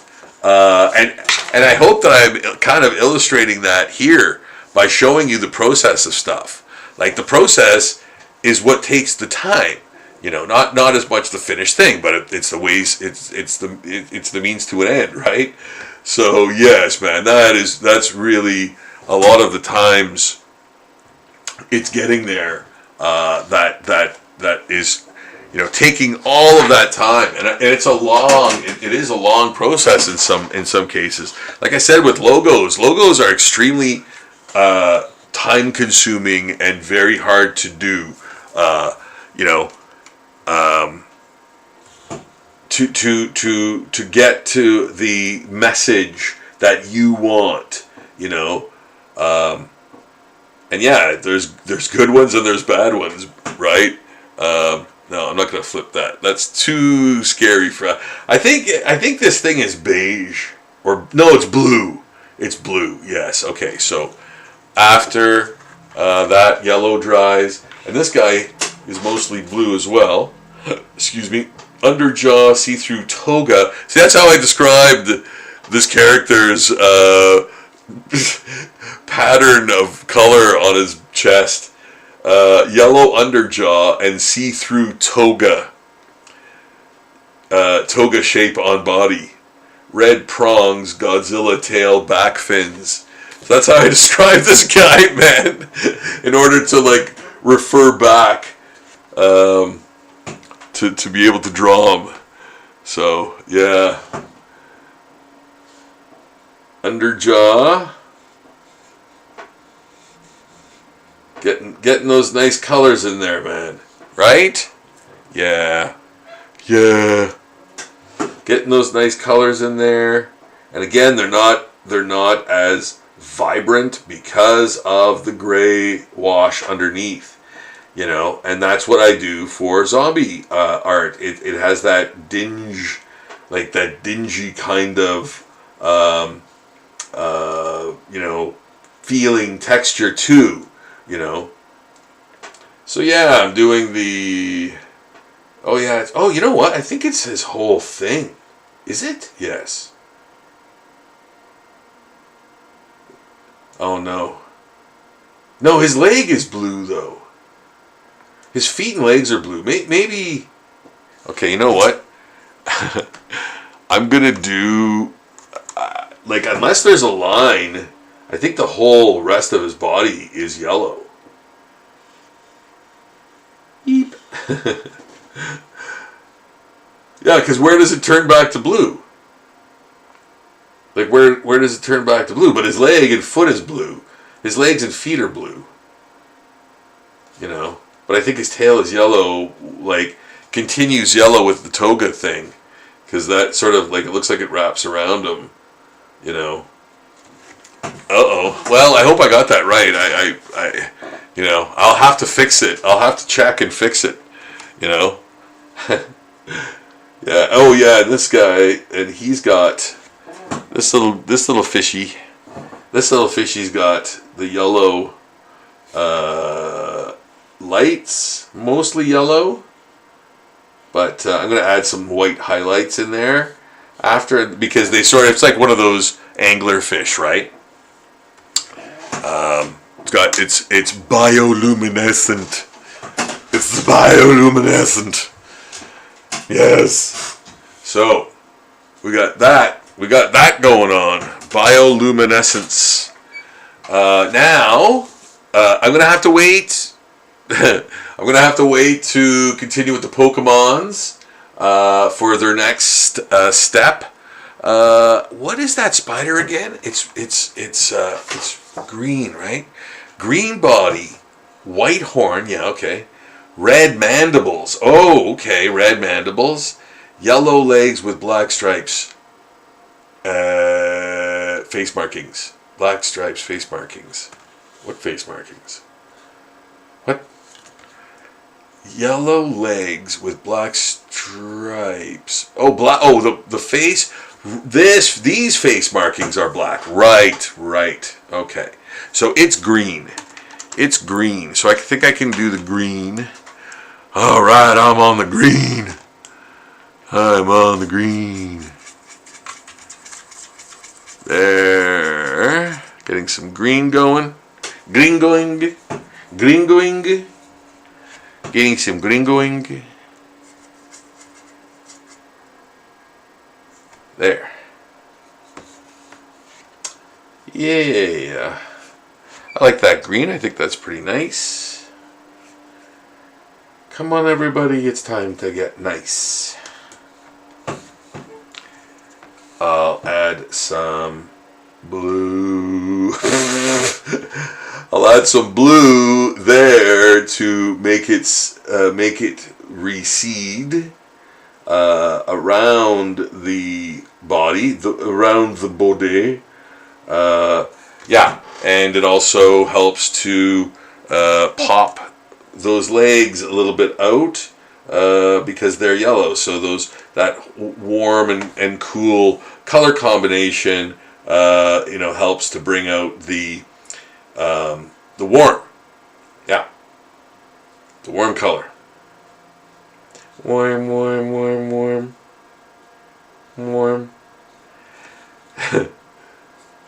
Yeah, so a little bit more green. A little bit more green.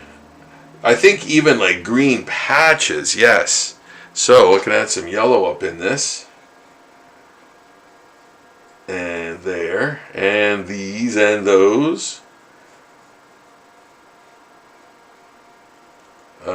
There. And right, the mandibles are red. You are watching me draw. Guys, I hope you're enjoying the live streams, man. It's like a bag of bits and bytes. Every handful's a whole new ball game. Yeah, man. I try to do very new drawings every time, and in different states of completion, so you can actually see more of the process.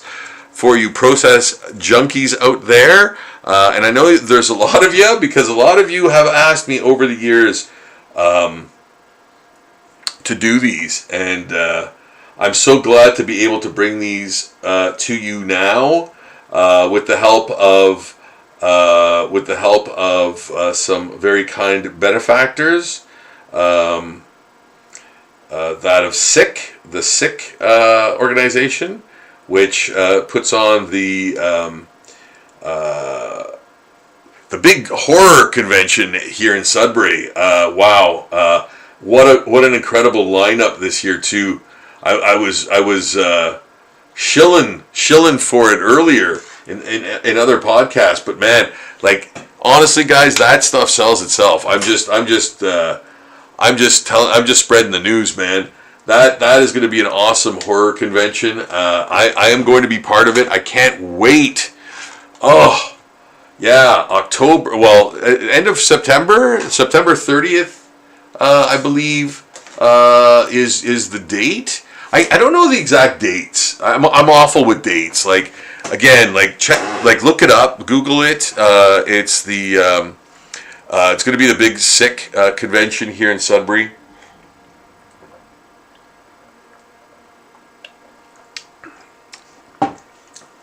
I believe it is still called CreatureCon. Yeah. Yeah.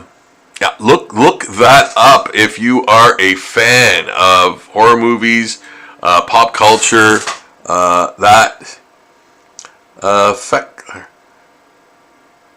Seacans. Yes. Thank you. Feckler7. Hi there. Yeah, man. Seacans, thanks. Thank you for that. Rather late response on my part. I apologize for that, but yeah, Seacans and Philip. Hey, how's it going? Thanks. Welcome back, Philip. Guys, thanks for joining me today and checking out the drawings that I'm doing. My name is not Simon, but I do like to do drawings. As you can see, I've got a lot going on here. I'm going to kind of give you a little wider shot and show you some of the things going on my table. Yeah, like there is a ton of stuff on my table, man. Pens, pencils, markers, brushes, everything. So, yeah. Those are the tools I'm using to draw, and I hope you're enjoying these You know, multiple live streams, guys. You can check out some of the prior ones on the channel, and you can actually, if you want, check out some of the other content that I have on the videos channel. There is some Lego love going on there. Lots of Lego stuff. I'm a huge Lego nerd as well. I'm a nerd on very, very many levels. So yeah, I've got some Lego videos there, some blind builds, and some builds using my own parts, but with actual Lego instructions. So I would use the parts that I would have to create things that, you know, require many other types of parts, because they are, you know, Lego instructions out of the boxes, things of that nature. Apparently, I'm not going to get into it right now, but apparently I have the first I did with a friend back in the day, back home years ago, the first official Lego stop action movie. Okay, that is a thing where I'm like, I can't believe that that's true, but I actually did some research, and it appears that I did the first actual Lego stop action movie with a friend. So what we did was the Knight's Castle. We built that brick by brick, and then we had the knights go go around the round table, and like you can see them kind of talking and stuff, and then they go fight a dragon, and the dragon's made of plasticine, but everything else is Lego, man. So check that out. That is on the channel. And yeah, the reason I even found out about it was I was doing an interview with a couple of college students in the U.S., and they told me that, like, they identified that. I'd never even thought about it, you know.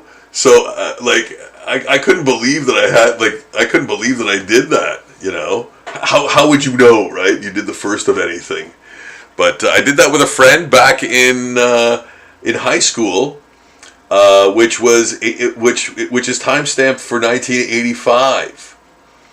So that was done in 1985. So yes, check that out, man. That is some crazy, silly, crazy Lego fun, man. But I also do movie reviews and COD reviews and things. Also, so if you want to check that out, check out the video section on this channel. It's fun. And maybe I'll turn you on to a movie that you've never seen before that is awesome, and you might dig some of the movies that I've reviewed. Yeah, Deep Cover, Angel Heart, many others. And we're just adding the colors to all of these Pokemon that I have readied with pencil. Yeah.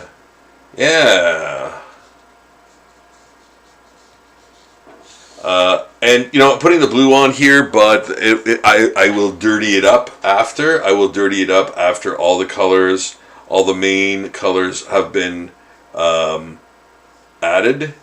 Then I will add the dirts. I will add the mud and blood and stuff. Constituents. Other constituents. Yes. We have it. Awesome. Now I'm going to add the green. And now, you know, you might be thinking, well, that's supposed to be pale yellow, but not the zombie version of him. That is weird, off-colored, kind of ugly, clownish yellow. Dirty clown yellow. And now we're going to be adding the green to the leaves So these leaves, I didn't know what they were until I actually like looked them up when I was looking up the colors of this thing, of this Pokemon, and because yeah, man, I didn't know what they were. I like like they're leaves, right? But I thought they were like bread or cigars or something, you know. But yeah, they're tightly wound leaves. And I have an objection, Your Honor. I have an objection. I think they were hard to interpret. I would have actually put the little curl part in, and I probably will put that little curl part to indicate that they are curled leaves, you know? So, yeah. Yeah. You guys messed up. Pokemon, you messed up. Well, no. You see, I was confused because I didn't even know they were green, right? Also. But I thought maybe they were cigars or loaves of bread or something. Yes.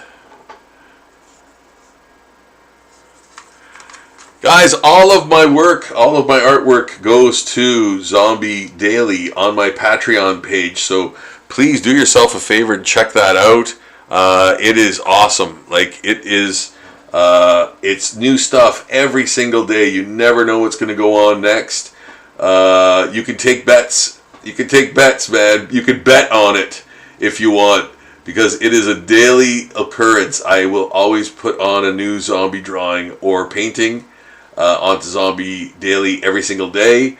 The link is in the description below to go to it. And today was a Labubu character, which I just did recently on a live stream. So a lot of you saw me draw it, and now you can actually see it on Zombie Daily. So check that out. I'm going to just check my chat here for a moment. Philip, I love sci-fi. Yeah. And like sci-fi the channel, sci-fi the concept. Yeah, you know what? It doesn't really even matter, because science fiction is cool in many ways, on many levels, right? So the Sci-Fi Channel shows a lot of sci-fi, science fiction content, right? I think they had the X-Files for a while too, but which is science fiction, of course, but very much more current, type of stuff. So, yeah, man, science fiction. I love science fiction mixed with horror a lot. You know, I'm one of those types of guys. Aliens, Predator kind of to a degree. Like that movie Life with Ryan Reynolds, and it was an all-star cast. Jake Gyllenhaal. Like, I like that horror element in, like, even RoboCop. The original Verhoeven RoboCop was heavy on horror. Like, there was lots of gore in that one. So, blue body, light blue fins. Yes, light blue fins. Yellow tail fades into blue body, yellow mask, yellow glowing bulbs. Okay, blue on blue head protrusions. Okay, so everything is blue except for the fins are light blue. So I'm going to do this with a bit of gray. And he's kind of has a weird mask of yellow, which is, oh, you know what? I should have done that first. Okay, I'm going to let that dry, and I'll be back to it. But in the meantime, I had, oh, you know what? I'm going to put the red mandibles on him, on the spider guy.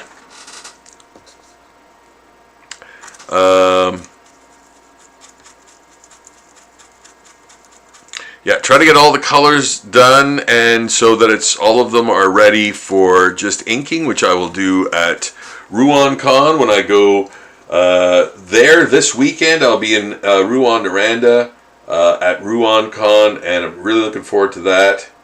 So if you are in the area of Rouyn-Noranda and you're hearing this, I will be there.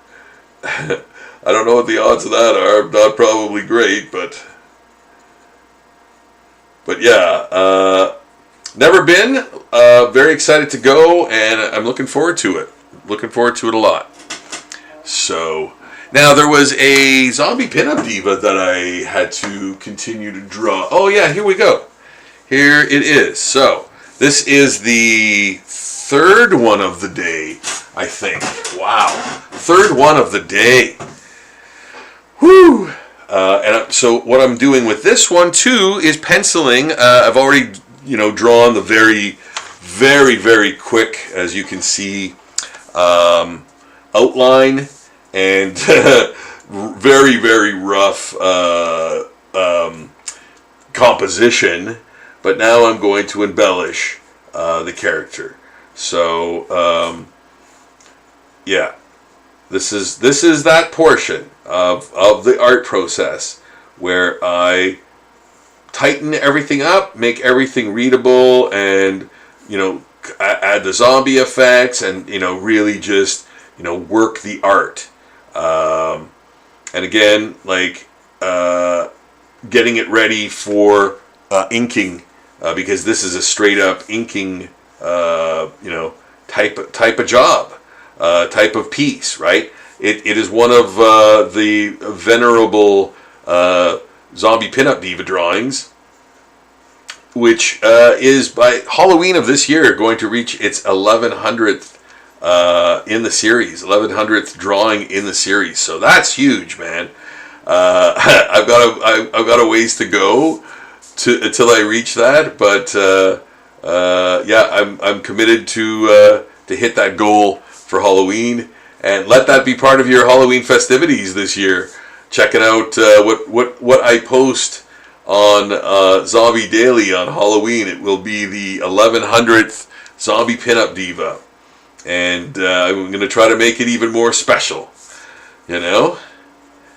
So, because I'm hitting that milestone, and that's big, man. That's 1,100 drawings of one subject, So, to me, it's a big deal, and I would like you, if you could, if you would like to add that to your Halloween festivities, that would be awesome.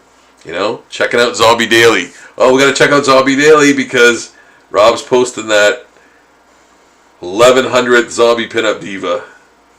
And then you can check out all the other ones that came before it. Make that your little Halloween fun, We have fun. We have fun. Yeah, so this, again, I am embellishing, figuring out. This is the figuring out stage. I'm adding detail, and I'm adding where the foliage is going. I'm adding where the vines are going, where the grave markers are. All of those things are being worked out, and you're actually seeing creation happen in real time. I'm not even positive of what I'm gonna do. I might change things mid drawing. So this is really the time in this drawing where it is being worked out and added to and subtracted from and everything. Like I do all of those things as well. I don't think I'll be adding too much eraser work to this one, but that's also an option. It's always an option. If an area is really dark and I want to kind of add foliage or something in it, I'll erase an area in that shape, in that silhouette shape of the foliage or whatever, to kind of add more dimension. So, but I'm adding little trees here. Oh, what? I gotta do her face a little bit more.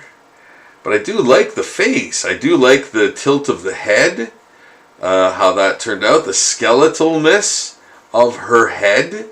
I actually might leave the eyes blank or black. Yeah, or maybe just put the eyelid or something like this. Yeah. So again, you're seeing this being created in real time. I don't know what I'm doing. I'm just going. I'm doing everything kind of spontaneously with the guide I've set myself. this afternoon with this really light, quick drawing. So yes, I love this. I love I love the way she looks. Yeah, yeah, very goth-ish, even the hair kind of thing.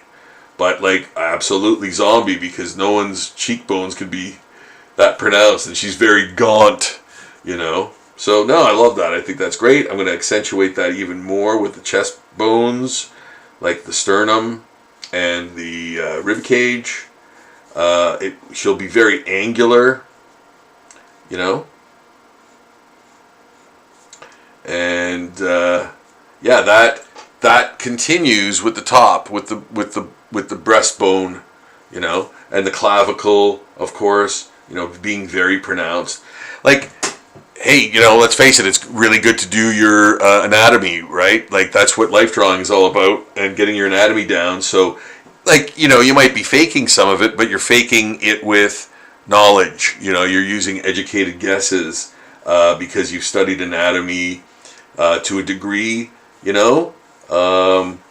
like, I'm not using forensic files or anything. I'm just basically creating a cool image is the goal of what I'm doing. So it's not necessarily correct in a lot of places. It's just there to look cool. It's there to add, like, you're not going to see a rib cage on most creatures unless it's skeletal, right? Because like the rib cage and spinal cord, that's you're really down to the bone now. So you might catch glimpses of it, but it's rare that you're going to see a spinal cord the way I draw it on anything that isn't skeletal. So it doesn't make necessarily sense, but it like just makes the character look cool. Identifies as a zombie easily, So yeah, and those are things I kind of think of, right, when I'm drawing this material, this kind of stuff, Why put so much emphasis on the navel? Because again, it's a focal point. It's like it's an area that can be manipulated to draw focus. Right, just like the head, I'm going to actually put a lot of contrast in the head and face with black hair. I'm going to use black hair for her, so it actually pops a little better. So yeah, you guys are watching me kind of just work everything out, and I'm making decisions as I go. This was round, but now it's got a sort of shape to it. This is round. I'm going to keep that round like that. I might add like mortar or whatever to the, I'm working this part out, and I'm like, okay, well, I don't like that. I think I'm gonna maybe do something else to prop that cement ball on the grave marker up a little bit more. So yeah, now I can maybe add dimension, and then have the vine around it, Again, having this like kind of almost symmetry where you have these vines kind of, working off each other to create that symmetry, right? And again, that builds your composition and strengthens your composition, which really helps. And yeah, like I said, I'm making this up as I go along. I kind of have an idea of, where the, subject is going, right? I quickly draw that and then do like a shape, and then fill that shape with the necessary, elements to help that composition strengthen, So I don't like the proximity of that to the top, so I'm going to do this, and I'm going to kind of do this. And trees are weird and wonderful, and man, do I ever love trees. Trees are so fascinating. Like I know that sounds so weird, but like if you really look at trees, like study trees, their shapes are utterly fascinating and like so random and interesting. Like, and seeing those pictures you have of like a tree like growing around a chain link fence, stuff like that freaks me out. Or like through a car or something. Man, that's so cool. Like, as a drawing, to me, that is so fascinating. I could draw that kind of stuff all day long. There's so much texture to that. Ah, that was great. Yum, yum, yum, yum. Both the channel and the concept, love Brendan Fraser mummy movies. Oh man, yes. Yeah, the Brendan Fraser mummy franchise, as sort of like weird as it kind of got. Ah man, that first one I loved more. Like, I loved so much. Like, that was great. Like, that was so great. That was like a combination of like Indiana Jones meets those. Not the Hammer films, but you know what, man? They did have a lot of elements from those older mummy movies too, right? You can't kind of do without that to some degree. So yeah, like there were some kind of serious parts in there. There's just enough gravity for the levity to not overshadow it, and that's what I love. I love that about that movie, Yeah, wow, what a great film. That was, that's totally awesome. Yes, I love that. And the second one was, I like the second one too. I don't remember the third one. I think that was the one with the Yetis or something. And yeah, they changed, what's her name? I can't remember the original actress or actor or whatever, however you want to call her. To Maria Bello, or Bello, who I like, but again, Rachel Weisz. Rachel Weisz was the original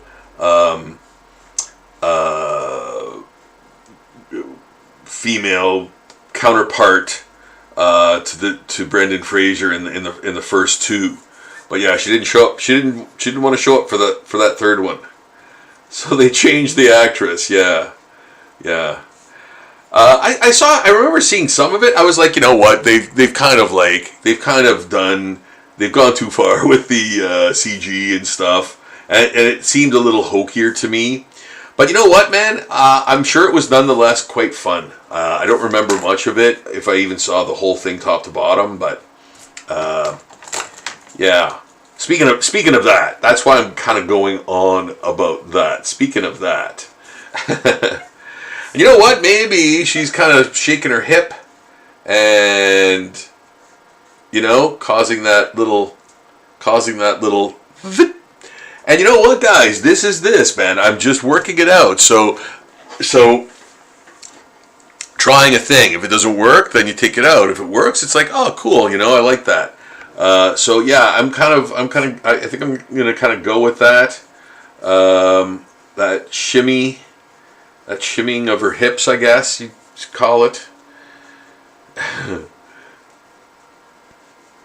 And then another grave marker back there, more nice, designy,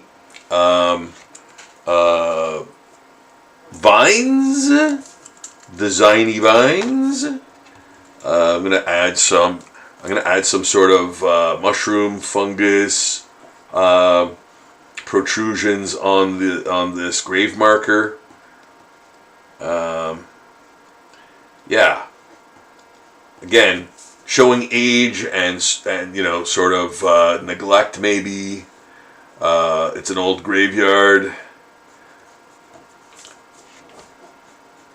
Kind of overrun with things. Overrun with foliage. Yeah, and then kind of roots and vines and stuff. You know, and again, I'm making it up as I kind of go along. But the thing is, too, you're in that stage, right? You're in that stage where you're just adding sort of things, and because I don't know what it's going to look like until it's kind of done with these sometimes, so I try to work them out as much as I can. But there's always going to be changes in each kind of level, right? The next level is kind of inks, right? I'm gonna be doing inks, and there'll be changes in that in that part of the process too, But you want to keep that to a minimum, right? You want to keep that to a minimum. You want to be true to your pencils, trust your pencils, so you don't make any errors. Yeah, you don't. You want to trust your pencils that you've put enough information in there that you can now safely and confidently ink. And if we're talking about this kind of art, then yeah, that's kind of where you want to be at. At least that's where I want to be at. I want to kind of have a safety so I can be confident in my inking, because that's where your confidence, shows it off the most, in the finishing, right? In those finishing kind of lines. Obviously, you want to get your composition down and very, very strong and solid too. But people, if you do it right, it's one of those things. If you do it right, people won't notice. But they will notice your inking, though. They will notice your details and your those kinds of things, right? Because that's kind of what a lot of people who look at fantasy art are kind of looking for, is that cool, wicked detail, man. Like that cool stuff. Like that, the visuals are very important, So, yeah, man, I want to give people more bang for their buck, so to speak, especially nowadays, man. Everything's more expensive, and I seriously think that way. I'm like, oh, you know what? Yeah, man, everything costs more money. You get less for what you expect always, and I want to go the exact opposite and put more into everything, so that, somebody's checking out my art, they like my art, it's like, wow. It's more of an experience, There's more there to look at, There's more stuff, and everyone has their own style, right? You could be more of a minimalist, and there's absolutely nothing wrong with that. That's just a different style. I love that as well. It's just that I tend to go more. I'm a more detail-y kind of guy. I want to show more texture, and things like that. That's kind of in my mind first to do. I can do more minimalist stuff and simplistic stuff. In fact, I kind of do, cartooning, but that's more my adult art that I do. That's reserved for that kind of stuff. It's quicker. It's more expressive. It's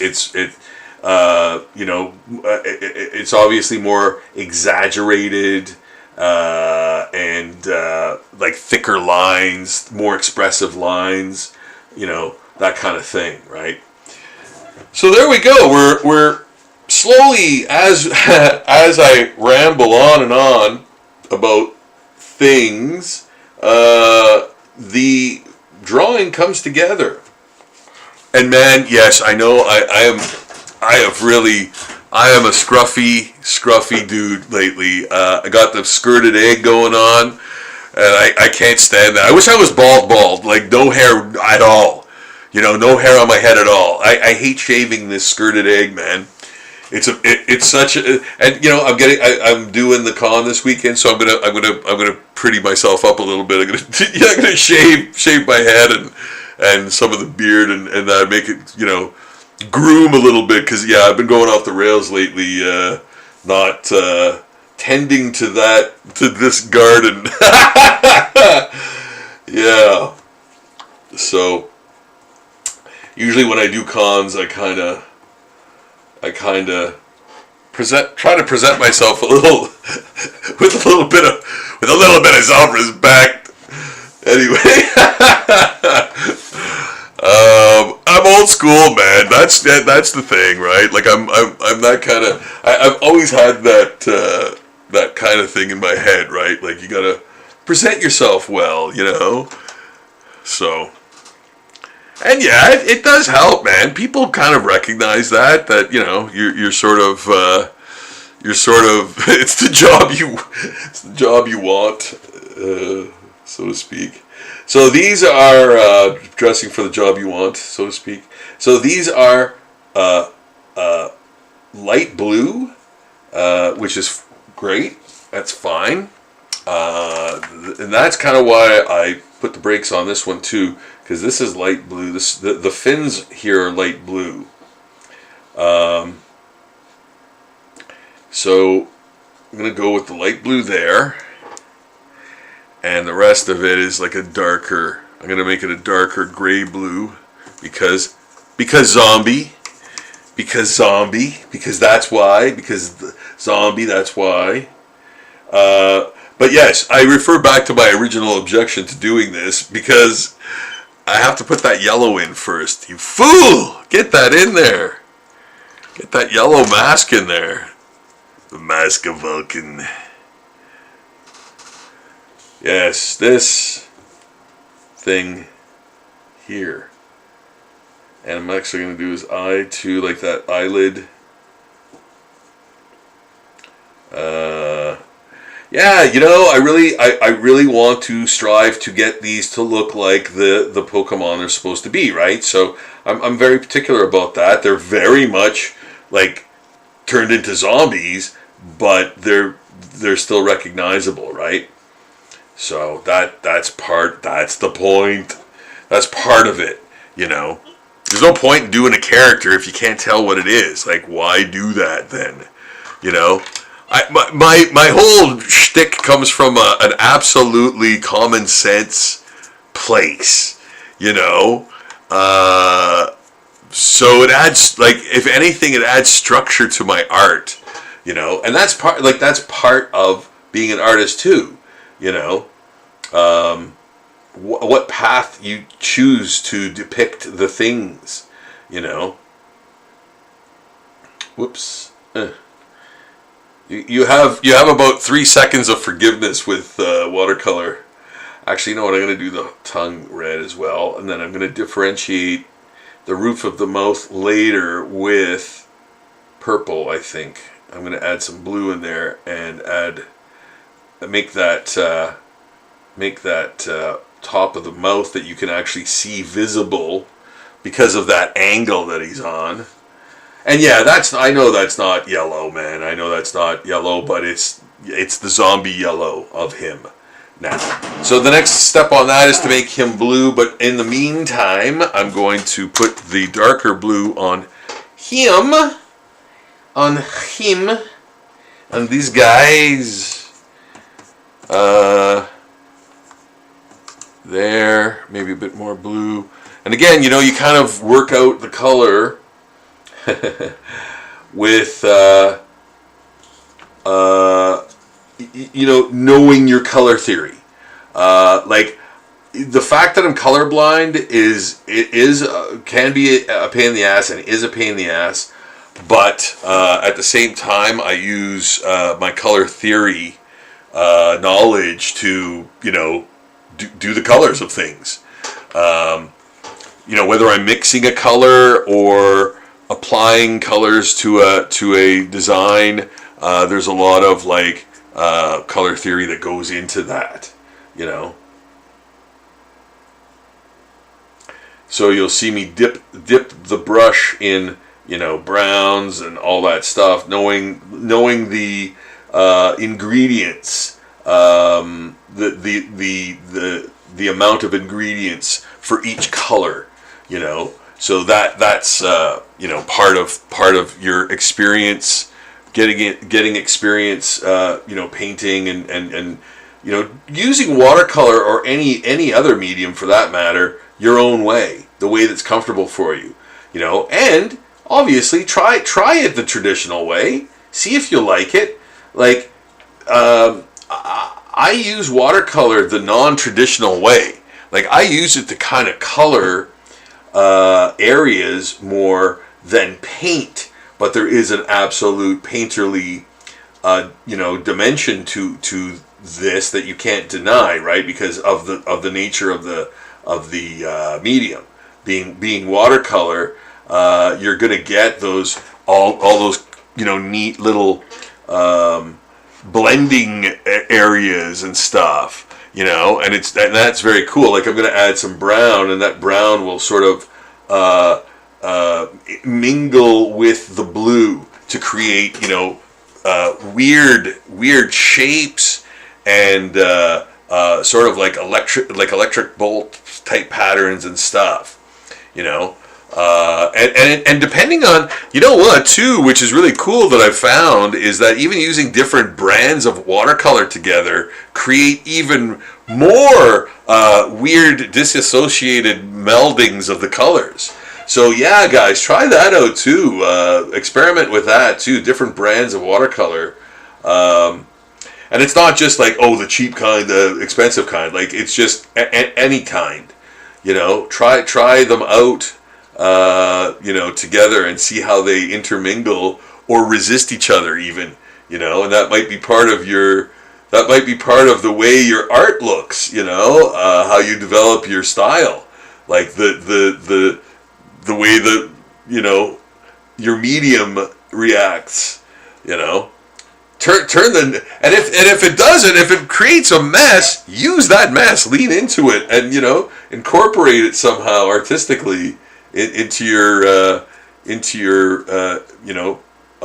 repertoire. I'll never be able to say that word. I don't have the mouth for it. Repertoire. Yes, there we go. He can talk. He can talk. He can talk. He can sing.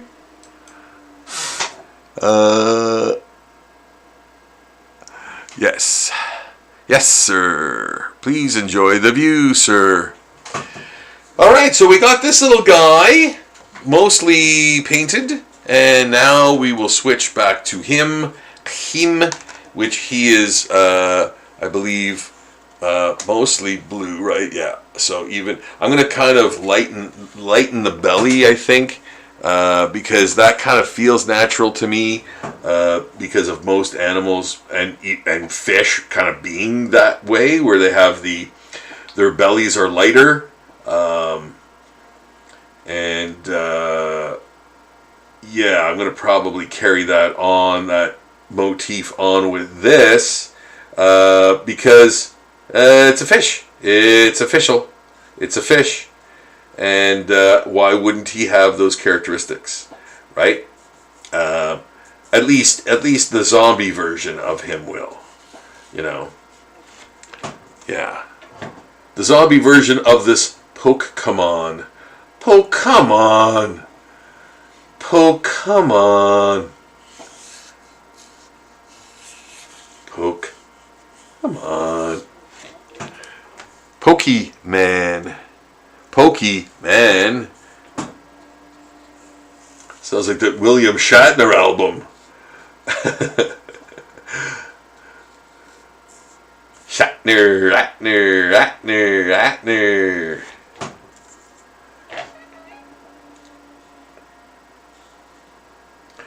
And yes, I have done William Shatner as a zombie.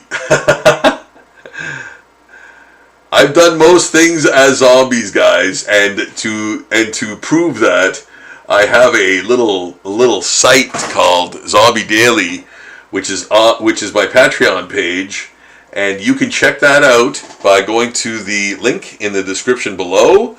Click on it.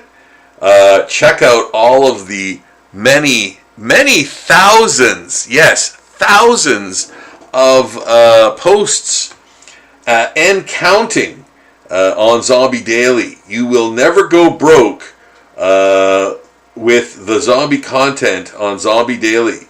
That is, it'll take days for you to get through that stuff. And I hope you love every step of the way, because I've been doing that for years, and I'm telling you guys, if you love zombie art, if you like traditional art, if you like horror art, that place is for you, for anyone who digs that kind of stuff. Sorry, what was his tail again? Yellow tail fades to blue body. Okay. So, again, this is my process that I kind of do, and it is one of many artistic processes that exist, of course, but this is the way I do art. So if you guys kind of dig this, you know, check out Zombie Daily for more. You know, if you want to learn from me in terms of how my process, you know, takes shape, and you know, kind of do likewise, and kind of, you know, do the same type of art style. You know, this is a great place to sort of learn how it's done, because I'm basically creating this stuff from scratch, and I don't mean like, oh well, you know, those Pokemon exist. Yes, but the zombification of them, and like, you know, adding bone structure, turning them into zombies, color-wise, and everything else. I'm always checking my 9 now. Yeah, so you guys can see what I'm doing.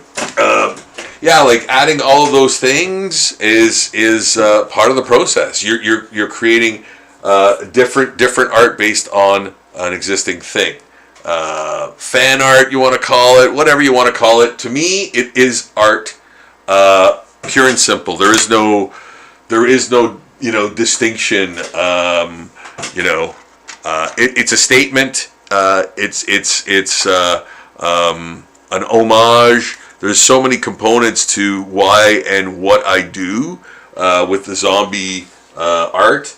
Like, there is very much a statement component to it, and you know, of course, entertainment, right? I want to entertain.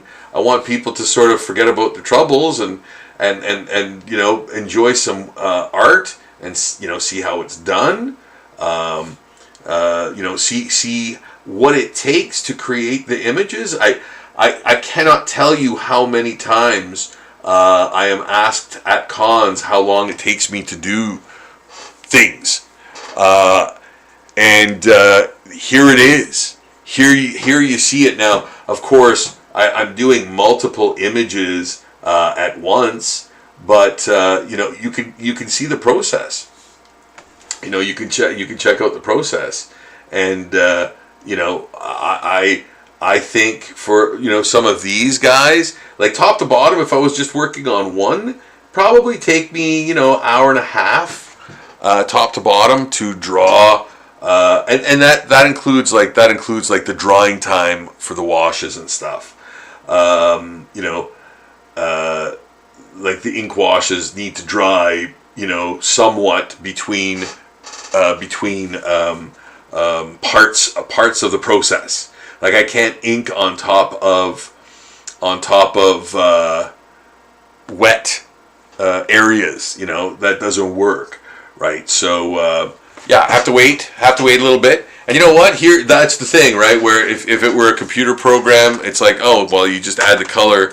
The computer kind of adds that color for you, and all that stuff, and your blends and everything. But you know, tradition, if you're doing the traditional art sense of things, using traditional materials, then yeah, those are parts. That's part of the process, the waiting part. So you have to consider that too. You know, I'm gonna add some red in places. There, he's a zombie after all, so there will be blood. There will be blood. I drink your milkshake. We have fun. We have fun.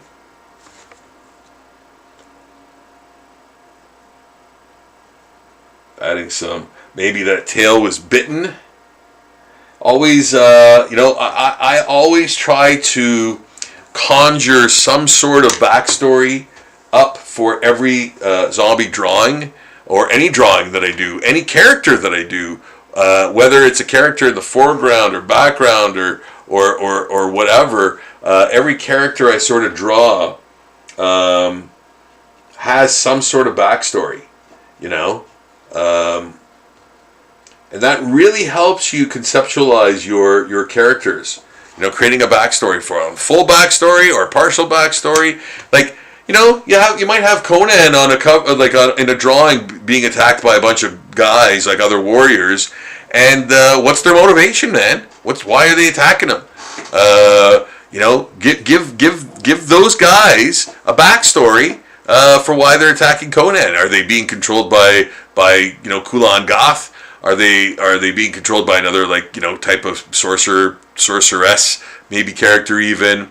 Are they from a rival city? Did he steal something? Like, man, they're pissed off at Conan. They want to kill him. Give him a backstory. It will help you draw those characters in the periphery. Yeah. Why is that guy swinging an axe at old Conan, man? Those things will help you draw big time. So, added that.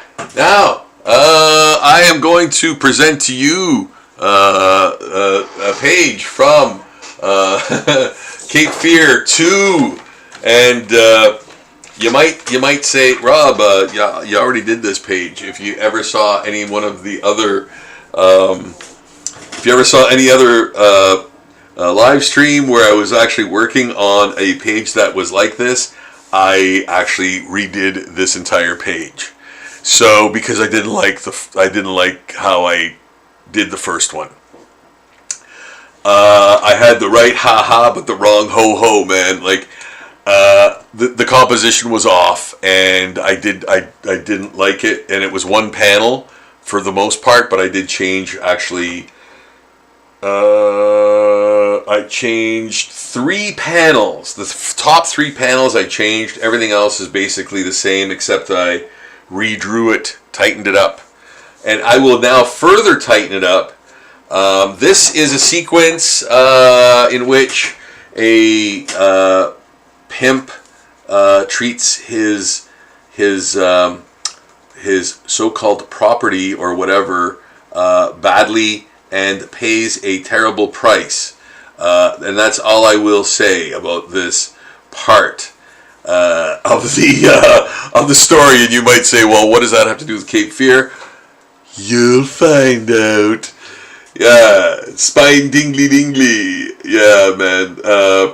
So there is a lot going on in the Cape Fear universe. This second graphic novel, again, is high adventure horror. Actually, I think this time round there's more horror to be had. There's more gore and things of that nature. More kind of scary, unsettling things in this Cape Fear graphic novel. I think more than even the first one. So man, I hope you guys really dig this.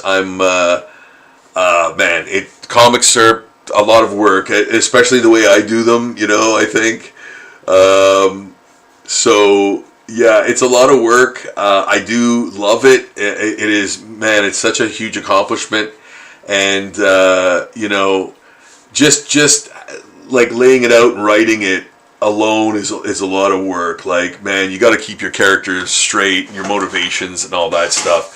Like, man, it's a lot of work being a creator. But man, is it ever rewarding? I kind of don't even think about it. It's like, it's what you have to do this, right? So I don't lament it often. It's just a thing you have to basically hone. And it's scary sometimes because you don't know if you're so close to the thing that it reads for other people, right? So you really have to sort of sometimes refer to the way things are kind of written and use those devices to help people understand things within your story. Writing tropes maybe not necessarily cliches, but things that people identify to help the story, come to life, and be understood, So yeah, you have to be sure of that. It's very tricky, man, because you might understand your concept front to back, top to bottom, and all of that, and that's cool and well and all, but you're doing comics for people to be entertained, right? That's the idea. That's the goal behind it. You want people to understand what you're saying, and doing that through the art, through the method, through the ways and means of sequential art is the goal. Is to make people understand through your sequential art, telling a story. I try to tell the story as much with the art as I can without the words. I'd rather tell the story with the art. Comics are a visual medium, man. And you know what? Somebody asked me. I was at the comic book store the other day. What a shocker! And somebody actually asked me in the store. We both went up to the new releases, and he knows me as an artist, and he asked me what's more important to me in comics, the writing or the art, and I immediately said the art. The art is it is. That's what comics are. And I'm not trying to diminish the importance of the writing by any means, but if asked, I will answer yes, it's the art that is the most important thing for comics. If you're asking me for magazines, it's writing, right? But and no story can be saved with art entirely. So, you have to. The writing has to be on par as well. You can forgive some things and owe it to the art, but the art will rarely save something that's awfully written. Because they're together. They have to work together. They really do. The motivation for your character needs to be apparent. If it isn't, then it's not a character, man. You need to have those things in there to hold interest, and it's the way and means that you do that through your words and through your art that tell that story, right? And really get that point across. Really get that point across. Really send that message, and I don't mean messaging. I mean what's happening in that panel. What's going on in that panel? Can I easily read it?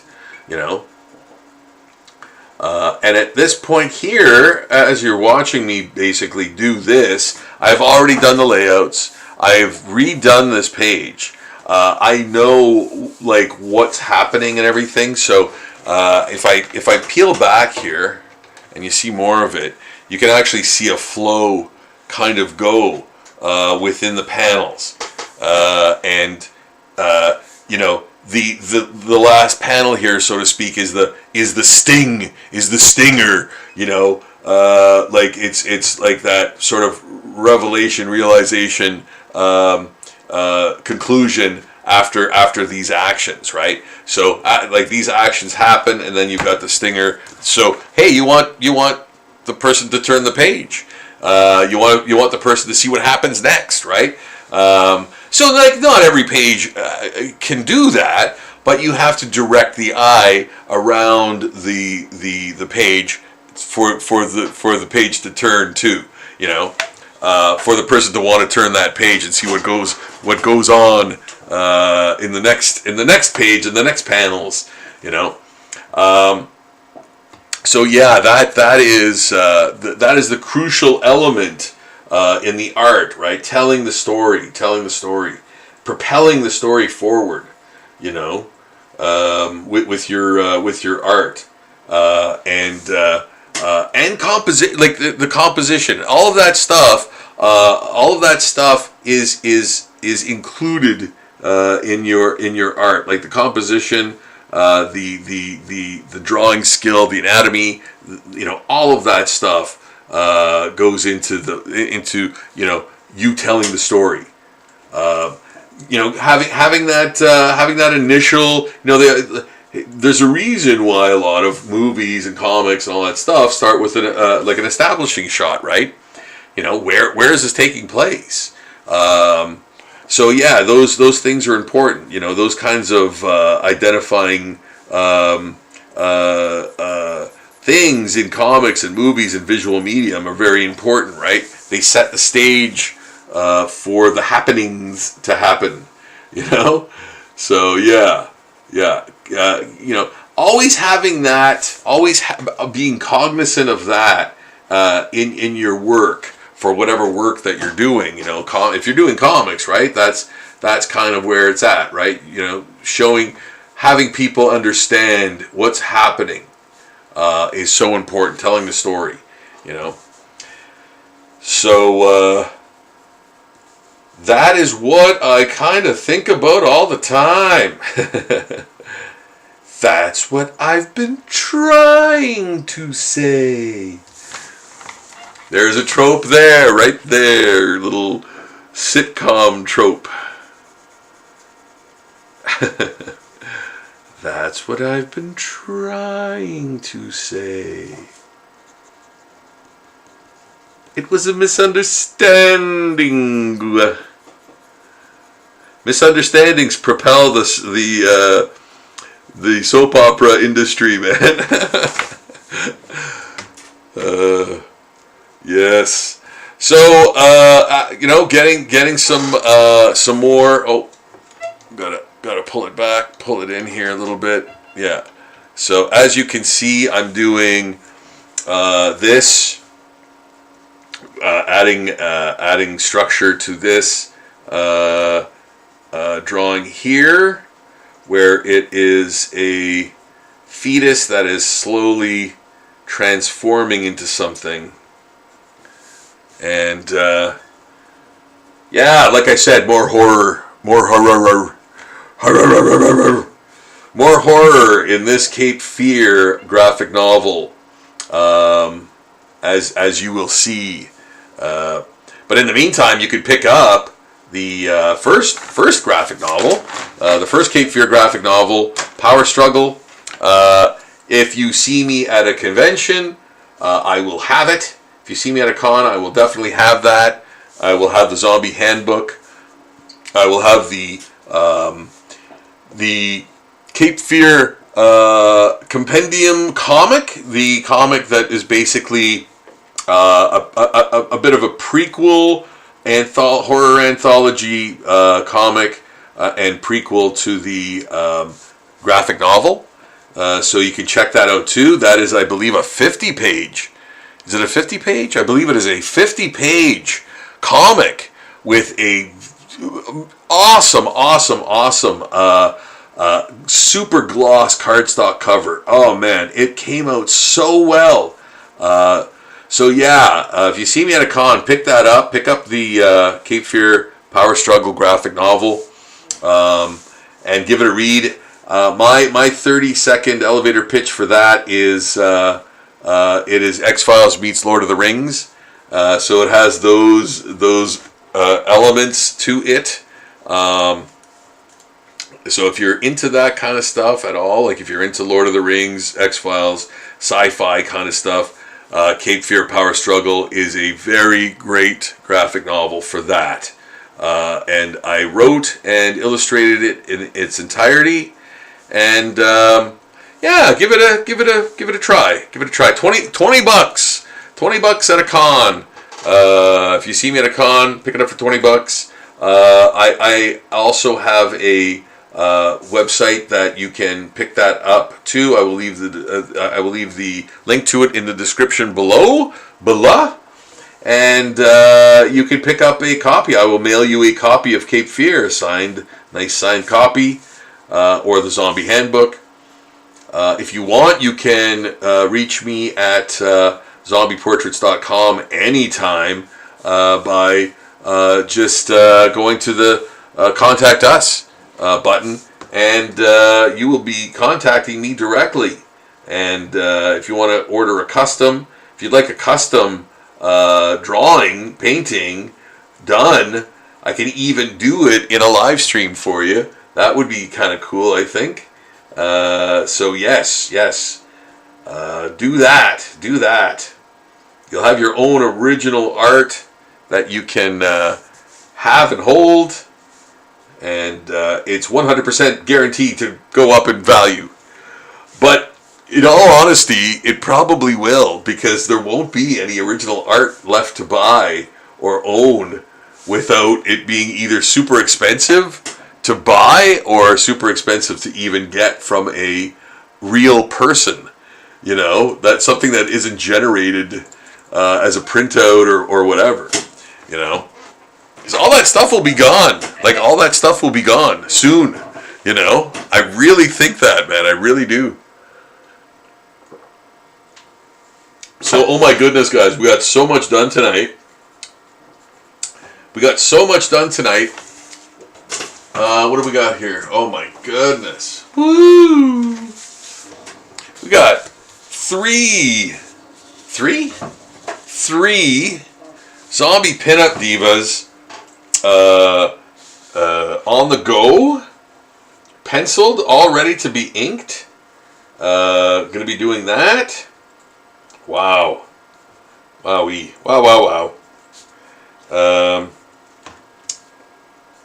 And you know, I'm always working stuff out, working more stuff out, adding things that will eventually go in.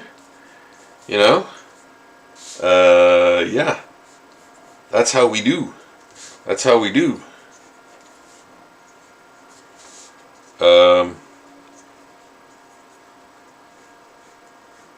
Putting those tiny bones, the bones of the foot, metatarsals, I believe.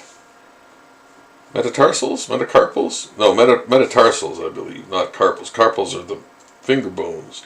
Finger bones. I believe.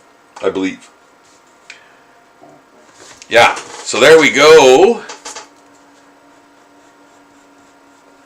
Yeah, it's been a while since I took an anatomy class proper. You kind of space on a couple of those things. But I really love how this face turned out. Sorry guys, I didn't check my nine there. I really like how this face turned out. I like the kind of vein or strained neck muscles in there. That looks good. And yeah, and that again, pretty much done. I'm gonna put some nails in those boards.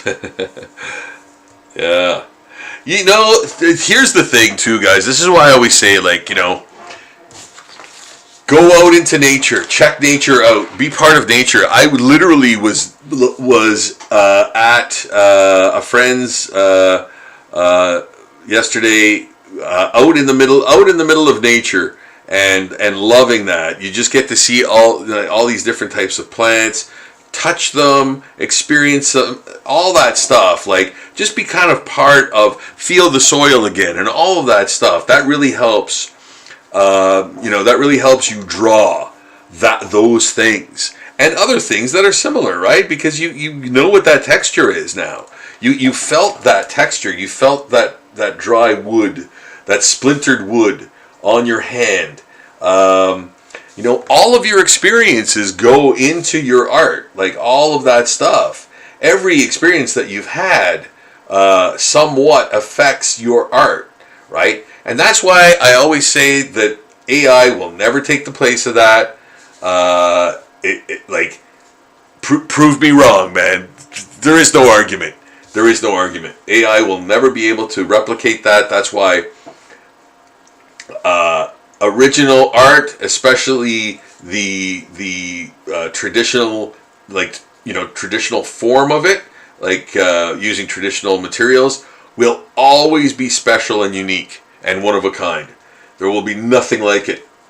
I remember hearing people go, "Oh, you know, an NFT is like a one of a kind." It's like, what? Who cares? Every original piece of art is one of a kind. Like, how is that special? If that's special, then original art has always been special. Like, and of course it is. So like, why is that? Why is, oh, it's one of a kind, all of a sudden this selling factor for this super ultra expensive generated thing? You know, like, nothing makes sense on this planet, man. It's all spin. Like, it's all spun, man. It's good because the person who owns it or runs it or is invested in it tells you it's good. It's diamonds, man. It's diamonds. We're all talking about diamonds again. Everything's diamonds. You know? And you could say, oh, well then, Rob, how is like original art worth anything then? Because it really is one of a kind. There really is nothing like it anywhere else. You know? So that was long before NFTs existed. Yeah, that's cave drawings, yo.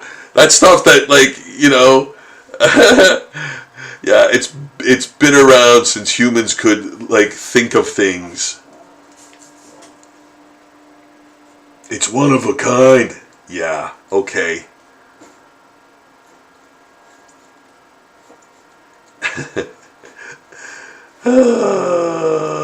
Oh my goodness. Great planet. People though, man, sometimes I don't know. I don't know. I don't know.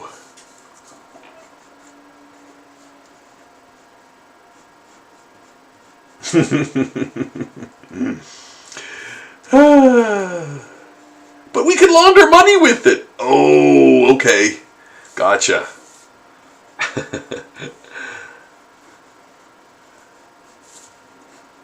There we go. Just adding some detail, some finishing. Oh, hey, Count. Some Super Cape Fear content. Yes, man. Yes, my man. All right, just thought I'd jump in. I'm up north tomorrow. See you, man. Thanks for stopping in, Count. Really appreciate the view and the chat. Awesome. Yes, that was some Cape Fear stuff going on. Some Cape Fear comic book work. I am going to do a final sort of run on the Pokemon to have them ready for when I go to RuanCon this weekend, and I have some stuff to work on there, as I always do, as I always bring artwork to conventions that I go to. So this stuff, these guys, I'm going to be inking at that. So I'm just going to finish their final sort of color washes, and then they'll be ready for just inking. Because I can't bring all of my stuff, paints and all that stuff. I need water. That's kind of dangerous at cons, having like water open on your table. So yeah, like there's many reasons why I do it that way in terms of like working on the completed, almost semi-completed images, right? Because people want to see the finished stuff, right? Also. So I'll have some finished stuff to show them that I finished there, likely, as is sometimes the case, right? So, yeah, bringing art with you if you're an artist and you're featured at a convention is essential, man. Like, and if your art is done a certain way that doesn't really lend itself well to being transported or being done live, for whatever reason, and there are obviously, like, your materials, if you have paints and stuff, like there might be a lot of moving parts to your process, so you might want to bring it either at a finishing, like at a more completed portion of the process, or just bring a sketchbook, man. Just bring a sketchbook and draw. Yeah, draw from life. Pull something up on your phone and use it as reference to do some drawings in your sketchbook. Always take an opportunity to draw when you can. That's really a great piece of advice. I do it whenever I can. Especially at conventions, right? Because you might be sitting there for 15 minutes or more, depending on the con. You might be sitting there for 15 minutes or more with kind of nothing to do, like you've set up and all that stuff. So draw, man, and it draws people in. It draws people into your table. Like, oh, what's that person doing? They're drawing over there. Let's check it out. And that happens often with me, and it helps engage people as well. They want to see you drawing, and then you kind of talk to them and engage with them. Man, there's many good points, many good positive points to bringing work with you to a convention. And yes, I know I keep saying those things. I will say them often. People I know do not watch entire 4-hour process videos. At least I don't think they do. But if you catch me at a certain point talking about bringing your work to cons, there you go. There's there's a little bit of advice for you if you're an artist and you're doing conventions, right? So I'm adding more gray, and I'm going to add some browns in with the gray to create some, filthy, dirty, disgusting areas in that character's zombified form, muddy, bloody. You gotta think, man, a zombie roaming the countryside looking for brains or dead flesh or whatever is gonna get dirty, man. I was in the bush for like one day and I was filthy. Yeah, man. Like it's that just happens. That just happens. And if you're a zombie, it's like you've got crud all over you, man. Like just the elements themselves. So you think you gotta think about those things when you're drawing a character, right? add those distinguishing features that make that thing. Yeah, and even this fish character, right? Like I'm gonna add like browns, and it's not like it's dirt. It's just sort of like maybe spoiled areas of its flesh, So when I add the details in ink, I'll make it more apparent that it's that and not dirt, right? Like I'll use visual language in the inks that will distinguish it from dirt and actually make it look like, discolorations in its flesh, right? Because the fish underwater theoretically wouldn't necessarily be, dirty. It would maybe be discolored, or spoiled. What freaks me out is seeing those salmon, those literal zombie salmon. Have you ever seen those? Oh my goodness, that is terrifying. They're literally skeletal, falling apart, flesh falling off them, and still alive, like still swimming in the water. Wow, like incredibly fascinating, man. Like what a crazy visual. Salmon after they spawned, they start to decompose while still being alive because like they can't hold themselves together. They're so exhausted.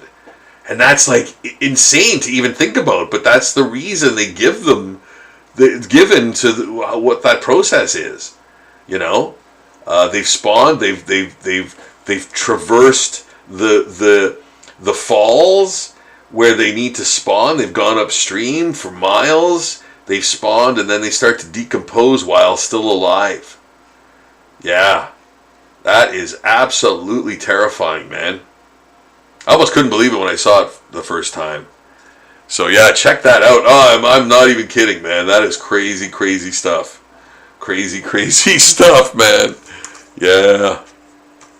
I can't believe that I saw that relatively recently, within the last like couple of years. Yeah, I've never seen that before. So adding some more color to the characters.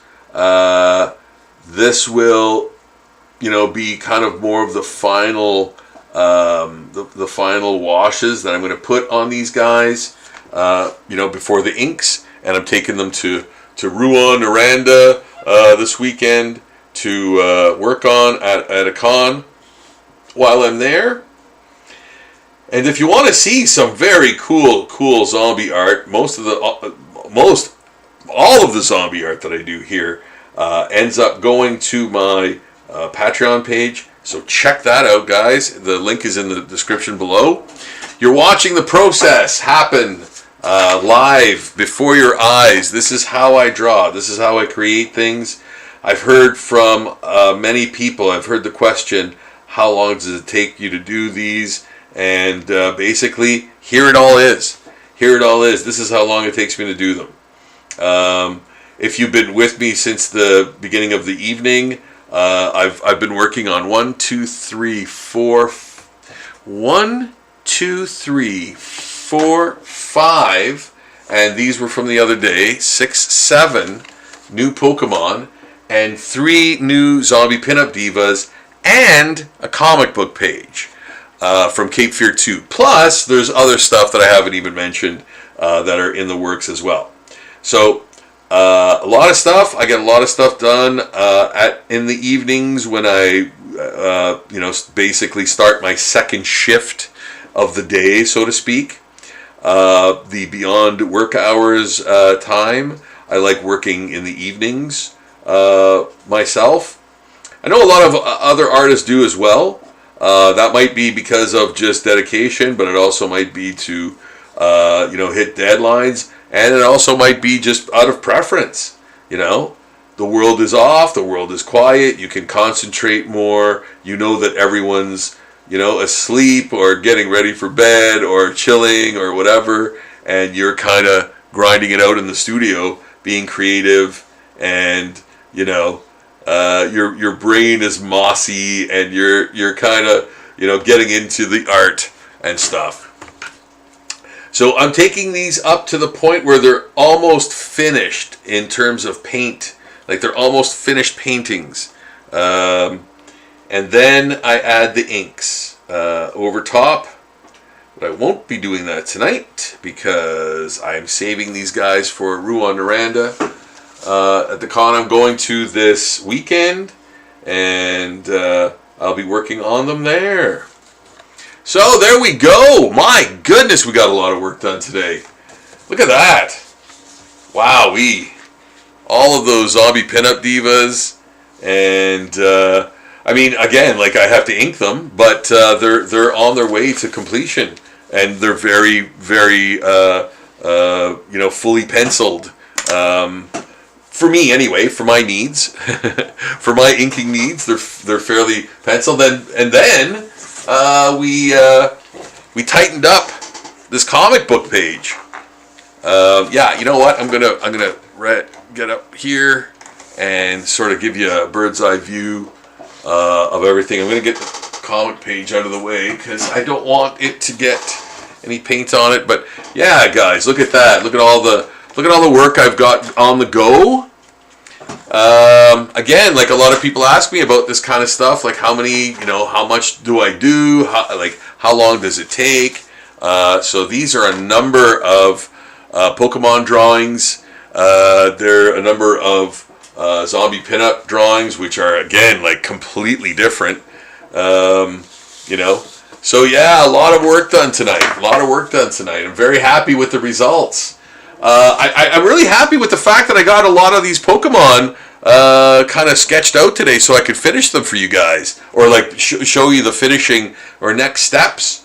Yeah, because I was wiped out today. I was really tired, and it was muggy and hot, and it was just gross. So I did a lot of posting, and I did a lot of work, I guess. So there is a lot of the Pokemons that I've done today. This one and this one was done the other day, but they're all ready to start inking. I'm going to be doing that soon. I'm going to be doing at the Rouen-Noranda convention. I'll probably be adding a little more to them, before I go. I'll probably add a little bit more to them, but for the most part, they are completed and ready for inking. I'm maybe gonna do like some of the eyes, there'll be some yellow. This one right here, I'm just gonna add the yellow to right away, and it won't be the whole thing because I'm gonna blend it. But yeah, creepy yellow for the little fish guy, little angler fish sort of guy, and this guy too. I'm gonna add that, and so you can see his teeth and everything in there, and yeah. Yeah, I think that's a good. I think that's a good angle. Everyone can kind of see. So I think that's good, guys. I think I'm going to call it a night. We got a lot of work done, which was really good. I don't know which one I'm going to start first, but either way, all of these Pokemon should be done next week, and maybe I'll have another Pokemon, a big Pokemon extravaganza coming up in a few weeks, so that I'll just do a week of Pokemon that you can kind of see the finished Pokemon of as zombies, and those will be on my Patreon page, of course, and please check out Zombie Daily as well. Please subscribe to the channel. I've got some wonderful subscribers recently. Thank you so much, guys. It means a lot to me. It means that you're engaged and you're interested, and I've got your interest, and I love that, and that I can entertain you and show you some maybe art tricks and things come together and how it's done. I really appreciate that, guys. It means a lot. I hope I can get higher up in the algorithm echelon, and so more people can see my work. And maybe enjoy some of my work, as you seem to do. I hope you do, if you're subscribed, and if you're not, please subscribe, and check me out on a regular basis. I'm going to, as I've said, traditionally, I'm going to try to do these every other day. I'm going to do a live stream every other day. So I won't be doing one tomorrow likely, but I will be doing one possibly Friday. Now, I'm leaving, I'm going to Rouen-Noranda Saturday early, so I'm not sure if I'll do one Friday night. I might even do one tomorrow. But I'll let you know. Check out my socials, check out my Blue Sky. I will put the link for that in the description below too. You can check out Blue Sky. You can check out X. You can check out Zombie Daily. I'm sorry, I was concentrating on drawing there for a second. Lost focus. Yeah, you can check out Zombie Daily. I'll let you know when I'm going to be doing another live stream, live podcast, live stream, art tutorial. Work in progress, what have you. I know a lot of you are into the process stuff, so that's kind of for you guys, And anybody who wants to ask me questions about art, or pop art, you name it, conventions, things of that nature. If you have any questions about stuff. I'm down. I'm down with answering questions and helping out if I can. If you have any questions about how to sort of work cons if you're an artist, which cons to go to. I actually do convention reviews on this channel. So if you guys check out the videos on this channel, you'll see a number of convention reviews. Most of them are in Ontario here. There are many conventions in Ontario, of course. I'd love to do more. I always love to do more conventions. They're a lot of fun for me. I love the fans. And I am always up for doing more conventions anywhere, anytime. So if anybody wants to get an appearance of me at their convention, yeah, hit me up. I'd love to be a part of your pop culture convention. Drawing away, bringing some cool art to check out, and engaging with people and talking about the industry and art itself and all that stuff. Really love doing that. Really love doing that. I've actually helped a lot of fledgling artists that end up coming to visit me at my table at conventions, and I love doing that. Just even inspiring people in the sense that I'm just doing it. I'm just doing it. That's kind of inspiring on its own. It's a lot of work. It's specialized. It's a specialized thing, and it's a mysterious thing. It's a mysterious sort of job to have, so to speak. It's never the same thing twice. It's never the same. Like nobody has this. Freelance artists all have mostly different types of careers, and things that they do and experience during their careers. So there's not a lot of freelance artists that are the same. Everybody's kind of different. They're like snowflakes, man. So yeah, just getting more insight from any professional artist on the world of art is good.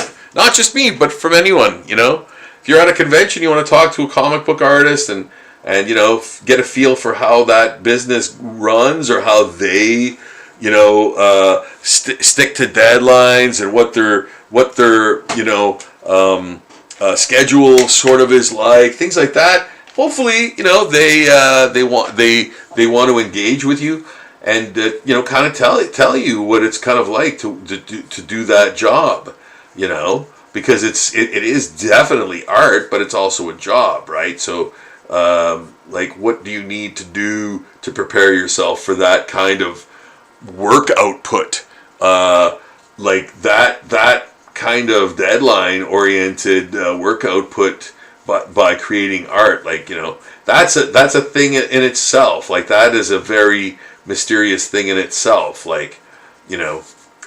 So ask people how that works. Ask pros how that works, if you want to be a part of that, man. Because yeah, comic book art is very cool. I love it. I don't think it'll ever go away. Because anyone can do a comic, man. Anyone could do a comic or a zine or whatever you want to call it, right? So there'll always be big business that wants a piece of that money that could be made by anybody being able to do it, right? So I think comics will always be around because of money, because of the need to make money, So yeah.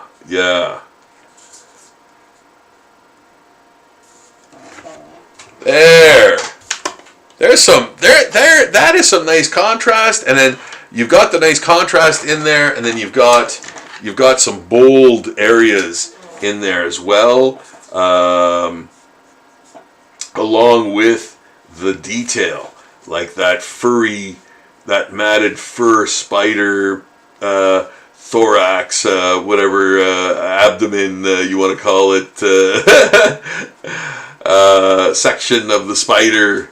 Yeah, it's all furry and matted, but with that weird face pattern in there, Yeah.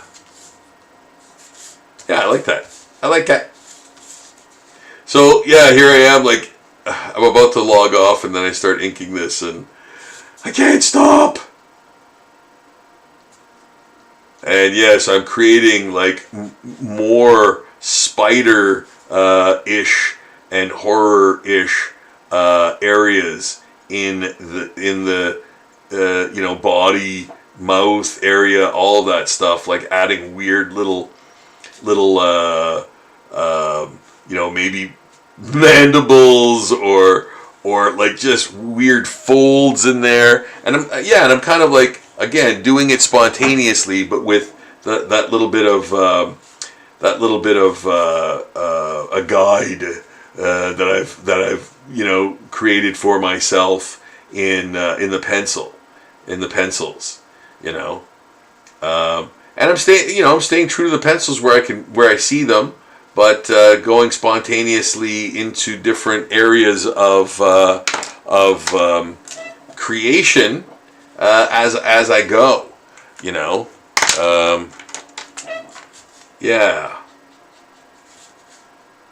like adding things spontaneously that work there, and I'm adding the nose a little more prominently, or that kind of like the idea of it's a human, it's got a human nose hole, again, totally not probably the underneath of this Pokemon, the insides of this Pokemon, but I'm doing that to signify the zombification aspect of it, and that's what the cool thing is in doing this, right? You get to make that up, right? Every one of these, like if I did this like creature 100 times, it would always look different, there'd be a different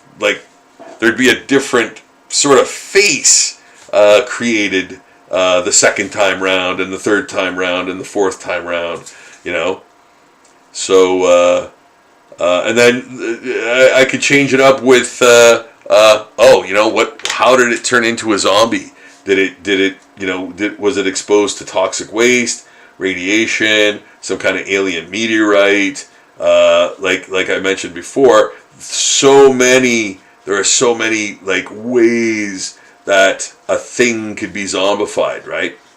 So, and they all have their distinct looks. They all have their distinct characteristics.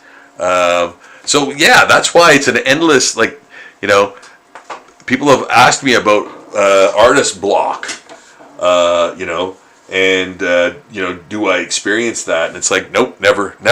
I that's one thing I can always count on. Like there will always be another way, another subject, another art style, or whatever to depict a zombie, So I've got that part covered in my career, my art career. I've got that covered all the time. I never have to worry about that, and then I'll do like straight up art too, like nature art and stuff like that as well. Then I'll do cartoony art or adult art or whatever. So that always changes. Like all of those things, all of those styles and methods and purposes are always changing. And I always have something to do, whether I'm writing a story for something, or I'm doing something for the adult stuff, or if I'm doing comic stuff, or if I'm just straight up illustrating like I'm doing now, doing these Pokemon drawings, or like zombie pinup divas. Yeah, man, like there's a million things, and I have a lot of different series of art, of zombie art going too. Like, these body horror heads that I'm doing too. Like this is another series, which is like, very, very it takes a long time to do these, right? Because they're super, super, super detailed. And yeah, I was talking about how the colors mix and stuff. Like, yeah, weird color mixtures and stuff like that. Add very much to the proceedings, you know? So yeah, I've got that stuff on the go too. So guys, like I said, I've got a million things going on. I'm never bored. I'm never tired. I'm never, well, I mean, I get tired, right? I am still slightly human. And then, oh yeah, remember this? Yeah, I didn't finish this. So there's another, like, here's another drawing that, man, I'll get to eventually too. You know, the zombie version of Carnage. Remember this? Yeah, you remember. Yeah, this is from another live stream, and I didn't finish it. So, you know, it'll get done. It'll get done. And I'll do some more, like, I'll do some more top to bottom drawings for you guys too. Like, so you actually see the beginning of the sketch. Like, before I do anything else, I'm working out the entire, like, what am I even drawing? You know? And I'll do something like, you know, brand new right in front of you for your enjoyment. And possibly for your drawing education, furthering education. You know, if you're an artist and you're kind of, you know, checking out the way I'm doing things and going, hey, you know what, that's a really great way of doing that. If my style and my methodology kind of strikes your fancy, yeah, man, you know, if that's how you want to learn how to do stuff as a stepping stone to something else and making more of it your own, then yeah, please do use my methodology, because again, it's not the most common thing. Like, I don't use watercolor the same way or the traditional way. I kind of use it in my own way, you know. And I'm adding some marker blue in there to because those stripes are going to be black. So I want, if you see any stuff underneath the black that I'm going to add, which will have, it'll have flakes in it, you'll be seeing blue underneath those, inside those black flakes that I'm going to leave when I ink this. Again, I usually don't employ complete total blackness. I will always have like nuts and bolts inside of it. Like, again, that's sort of like if I'm gonna sort of compare it to anyone, it's like an Ernie Chua style, the way Ernie Chua inked. Like, again, the comic book guy did Conan over John Buscema. Yeah, Ernie Chua was amazing. So again, some of you might know, if you're into the older comics too. His name was also he also went by Ernie Chan. He went by Ernie Chan. But when he was working for DC, I think he went by Ernie Chua. Chua, I think. Yeah. So, but that changed to Ernie Chan, I believe, when he was working for Marvel. So, yeah, if you want to check out his work, you'll see what I mean. Like, he rarely does anything. He rarely did, like, his blacks, like, completely black, too. We'd always have those sort of little nuts and bolts going on in there. And you know what? Okay, so this, like this, again, this is what I'm going to be bringing to the con. And, man, look at that. That is very three-dimensional. That is very, like, you know, and I haven't even put highlights or anything. It's unfinished, but it also, like, it's already very three-dimensional in its you know, depiction, you know. So I'll only add more and more to that as I continue. I'm going to get a little bit of a yellow pencil crayon. Is this yellow? No, this is more orange, it looks like. I can't read that. I can't read that. I'm old. I'm old. Oh, here. This is sort of a pale yellow by the looks of it. Okay, you know what? I'm using it. I'm going to just put a little bit on his head. On his head. There. And so that will make it even more three-dimensional. Because of warm colorness. Yeah, warm colorness. Right? Boop. That's popping out a little bit more. And then when I put this blue, actually, I'm going to put maybe a darker blue. Do I have a darker blue around? Boy, I've got so much stuff. So many things. Some of these pens don't even work. I don't think. Like, I don't think this works. This can't work. It's purple. It still smells pretty strong. Okay, yeah, maybe it does work. That's a good pen. What is this? I can't. Oh, Art Marker. Yeah, that's a good brand. I don't know. I think it is actually. I don't know where I got it. I can't remember where I got it, but this seems like purple to me more.